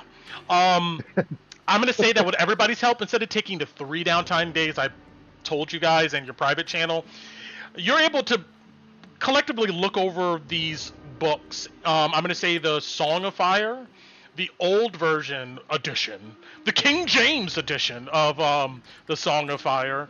And didn't you have a copy of the Well- Testament of Falling Fire, Kolabadi? Well, we have. Well, the thing is, I know we have the 3 notebooks for the on here for this group, and then we also had as for the holy text, we have the old Bible we found here. We've got another verse of the holy text we found in Drakkenheim, and then we've also got the Falling Fire one we got from one of our visits to the farm. Got it. Okay. So, the books that you found in Drakkenheim, all the other Song of Fire books besides the one you found here pretty much read the same. But there is dramatic differences between those newer modern copies and the one that you found here. That looks to be easily maybe a 300 years old. You maybe can go ahead and guess after studying it. And all of you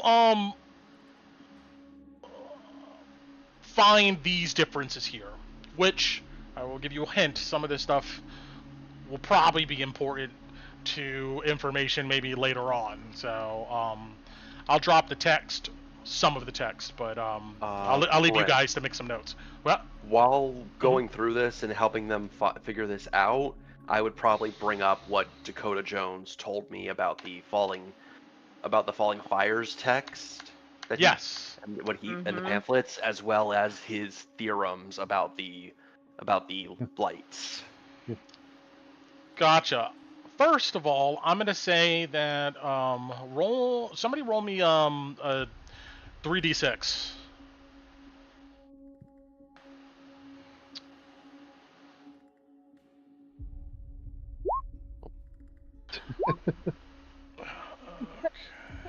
All right, I'll do it. I'm like, I don't want to mess it up. Never mind. Okay. Actually, I'm going to take it from the screenshot here. Okay.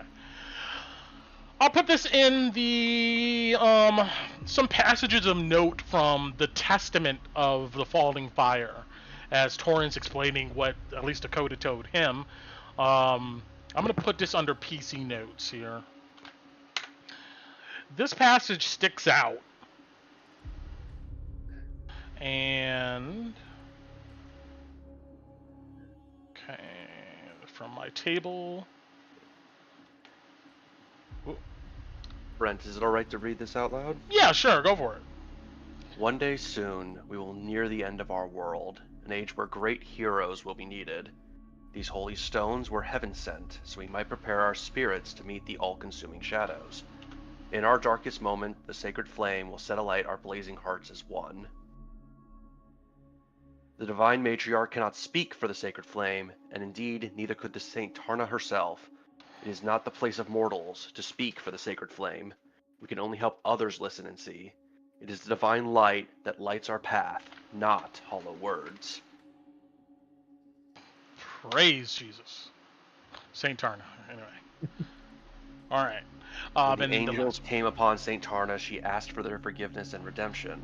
They told her it was not theirs to give, for redemption is found only in the sacred flame. Let the sacred flame set your heart alight, and you shall be redeemed. Okay. That's what stands out, at least in the testament of the Falling Fire, considering the stuff that you've learned thus far. But when comparing these older editions with the newer one, I mean, you have this new copy, or quote-unquote newer copy of the Song of Fire open, and you know what? I'm gonna get some work out of these images. Put them to work. These images are gonna do work.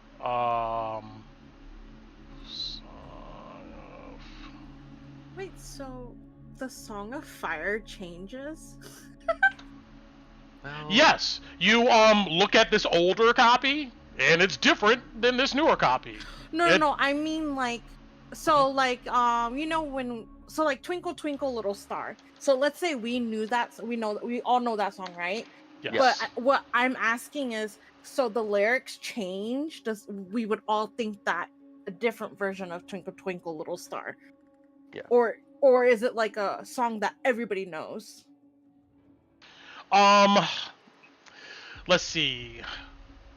The best example I can give really is, you ever picked up a King James version of the Bible, and then you picked up an NIV version of the Bible, and like look at them? They kind of say the same thing, but the text of it, the language of it, it seems to be updated to reflect quote unquote the times. And They're some the same, information, there seems to be more information maybe in the older version than the newer version, or vice versa. So I think that's the best way I can, it's the best way I can kind of put it. I hope that makes sense. Think about like the Disney movies or Grimm fairy tales, just told differently. And then Oh, Yeah, okay, like, yeah. if you read the Okay. original, like Cinderella versus the Yeah. Yeah. So Pretty great. yeah, that's kind of how it is. But if one day you're ever bored, you find yourself in a bookstore or something, Q, go to Okay, the Christian I'll section go. and check Or out the if- two different. Or I'm if you're in a curious now. hotel, just go over to the drawer and open it. There you go. Yep, the That Gideon too. Bible. So, okay. The current version of the Song of Fire has some stark differences in its beginning. This holy text does not contain any like creation stories about the world. Instead, it starts with Saint Tarna's discovery of the divine light and her captivity in the dungeons under Nox, which is actually the original name of the holy city of Lumen before the church changed it. Here are some key differences, and there is 3 of them that's important, at least for this game. In the modern text, Saint Tarna fought her way out of the dungeon of Nox. When she escaped, she saw a shooting star land in the near distance. When she approached the crater, she saw 2 angels, Michael and Gabriel. They trained her in the powers of these divine light, which she would use to inspire pretty much a realm-wide rebellion against the Arcane Empire.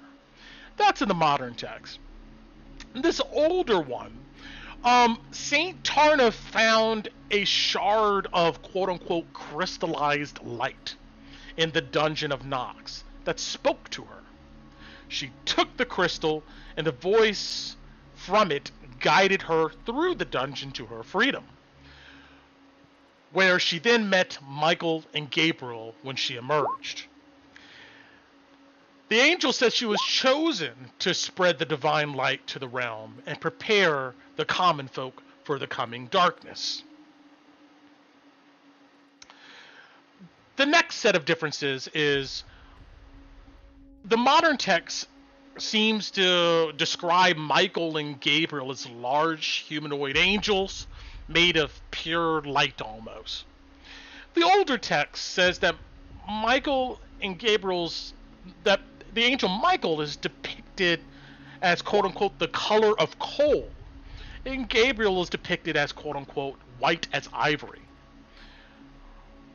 One of their first teachings is that light and dark cannot exist without the other. There must be balance in the heavenly realms and the mortal world, or risk quote-unquote consumption. The third difference that kind of pipes out here from you guys' studying. This is the last. The modern book is dedicated to conversation. It has huge sections dedicated to Saint Tarna having conversation with these two angels, Michael and Gabriel. Most of the conversation is Tarna mulling over her past deeds as a paladin of the Arcane Empire, serving the Emperor at the time. There's lots of lamenting from Saint Tarna and shame on her part for things she's done. Gabriel says in several different ways that her past transgressions was not necessarily her own fault, although they still can't absolve her from them per se. But some of the things she may have done is the result of quote-unquote demons. It comes from demons of this world that mortals used for their own power. So the older text. Oh, I'm sorry. The older text says the word demons is not used, but the word dinzens is. And there's an interesting example left out of the modern text. In this older text, as you read through it, Michael claims that a dark phantom stole the power of life and death and fate and perverted it and pushed the elves and other quote-unquote magical beings to worship it as a queen of darkness. Michael says other dinzens like this dark phantom have brought chaos across the world, even masquerading as leaders of the Arcane Empire in order to further their power. And the divine light has come to quote-unquote smooth the waters that were thrown into chaos. Yeah, you can, dinzens is spelled here. Thank you, Brett. Got you. English second language, yo. I think that's how, I mean, I could be wrong right there. That's just what I wrote down. That's correct. Okay. Yeah, okay, that's right. Lastly, now this is unfinished, but it will be important because Plot. a plot, and those books, black books, deep into the hours of the night, you guys are able to begin to piece together this family tree of the Von Draken family. And I'm going to share a link with you guys.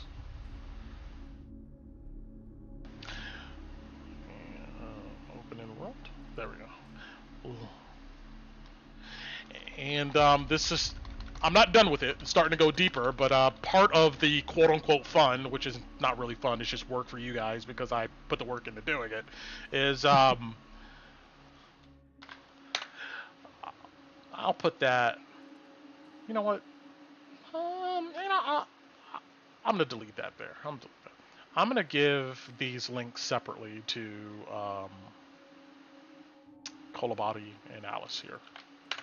Secret. And Bear. That if you open that, it should open up this family tree. If it doesn't, let me know. I put it in each of you guys' channel. Mm-hmm. So if it doesn't work, me. okay, cool. I don't know about you, Bati. So it's kind of a game to figure out how this family tree works. But if you click on these individual tokens, it opens up the siblings and the family tree directly related to that person, if that makes sense. So it looks small. Oh, it's here. like Sims. Yeah, it looks small here, but if you begin to click on some of these tokens, you'll begin to see more and more people.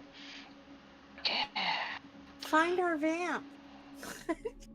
So, but like I said, it's not completely finished yet, but I will tell you this. From this tree, you will glean eventually that there's some other people involved. But it looks like this tree does lead in the direction of the Klein Kessel family, which is you would know is a cadet or kind of a first or second removed portion of the von Draken family. Eventually, that's where this tree goes, and it kind of dead ends there with someone by the name of Carmen? no.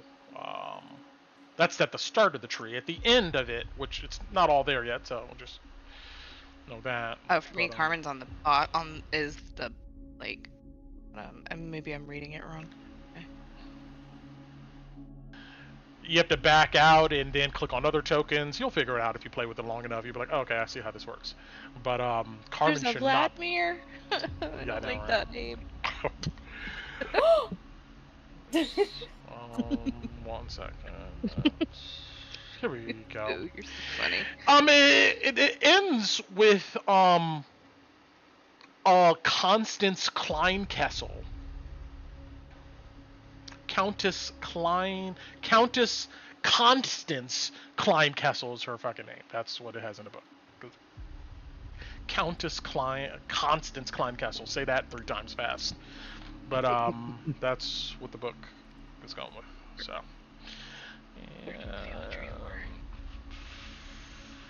I'll put her name here in PC notes.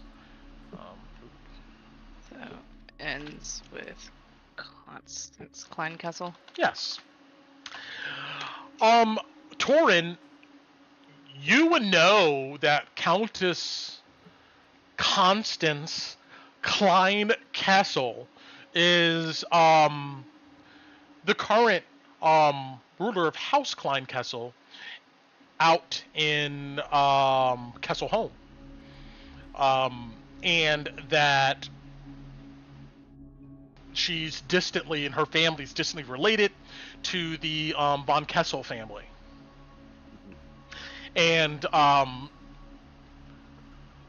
the reason why the von Kessels ruled Drakkenheim is because they apparently can trace their lineage, probably through the Klein Kessel family, back to the von Drakens.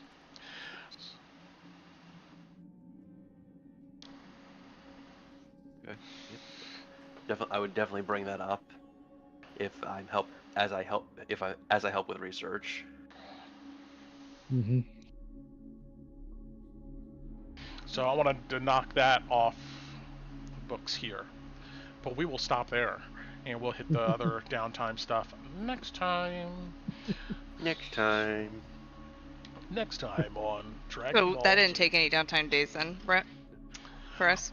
I'm gonna say that it took 1 downtime day. Just knock off one Okay. for me. Just one to go ahead and gather that information, and Okay. that's what we'll go ahead and say. Guys, what if the vampire helps us? Like, what if he has information that we need? Oh my god, Yeah. you really Free would like the this vampire. Cool. Oh, Cool. eventually. All right, Kuz wants to play vampires apparently and try to make that guy. No, I don't. I don't know. I Can don't we think I'm wait confident. till I don't know what I want. I much just want the better at dealing with undead? Okay. But our undead will kill him. Our turn undead will kill him. Probably not. I think there's a bit of a leap from a shambling haze husk to a vampire. That just might be me though. But then we had 2 of us, and we could both turn undead. I don't think this works the way you think. You know what? You both can turn undead. You could absolutely do that.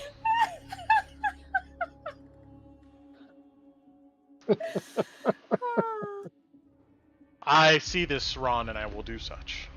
No rush. I just want to give you a heads up so I'm not spending 30 minutes going through my crap Got it. next week. So just give a heads up.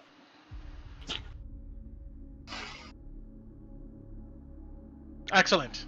So that's what we'll end there. Next time we're going to pick up with the roll of the days until we get really back into the action.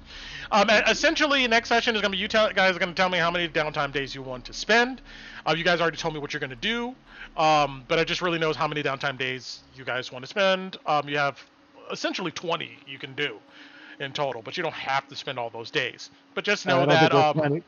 Yeah, I yeah. don't think we're planning to spend all of them. So Mm-mm. yeah, but just know that certain things happens on certain days, depending upon what you do, and hopefully I'll have ready something else for next time too. So, but that's it. All right. I would. Mhm. Yep. What's up? I mean, I'd say that following whatever downtime we do is, I think our next. I think the next plan is it the Reed Manor? Is that our next plan? wasn't sure if it was the Scar or Reed Manor Yeah, at this it's point. one of those two. So I think we need to. Yes. If you go to the events and leads channel, there's a bunch of stuff there, of things that could be chased after, and other things you guys have ran across since you've been here. So. But things will change after week 2 though, right? Like even though we're doing downtime, the world keeps going. So That's why I don't want to take the full 20 if we don't have to. yeah, so something might happen where we don't do those 2 first. Do Plus, something we gotta else maybe. talk to the Red Lantern in the morning. Yeah, we got some other Yeah. interactions next So- week too. To start with, downtime, talk with the Hooded Lanterns, and then Yep. we'll see where we go from there. Alright. Oh, and I have a stop for the Red Lion Inn too. So, Yeah, if you want to go back up there and you want to talk to the people, the Jones people up there, is that what you want to do? yeah. Okay. All right. Oh, and we gotta take Kala to Hannah. Yeah, at Yep. some point. Yeah, I'd put that in there. I'll I was resend it to you. mostly concerned about. Yeah, Katie. Bhakti also needs to swing by someone who can purge. You can't go a whole week while turning invisible. And That's With your fine. existence being itself apparently being suspect You're gonna be chained as you to flicker Tinu for through a week. reality. And Orion Jones needs us to connect with Draken Force because he wants information Well, on it. he did. I mean, That's one of my things too. Like, it just, yeah, I'm gonna be pretty flexible because I don't have any downtime now that I need to do. That was my downtime. well, there's a couple of other people you wanted to catch up with that Yeah. we'll go ahead and do. Yeah, you have that. I'll Yeah. send that list to you. So yes. But all right, that is it. Stream is over. Good night. Yeah. Goodbye. Nice. Good night and thank Bye, you. See you next week. Till next week. Toodaloo.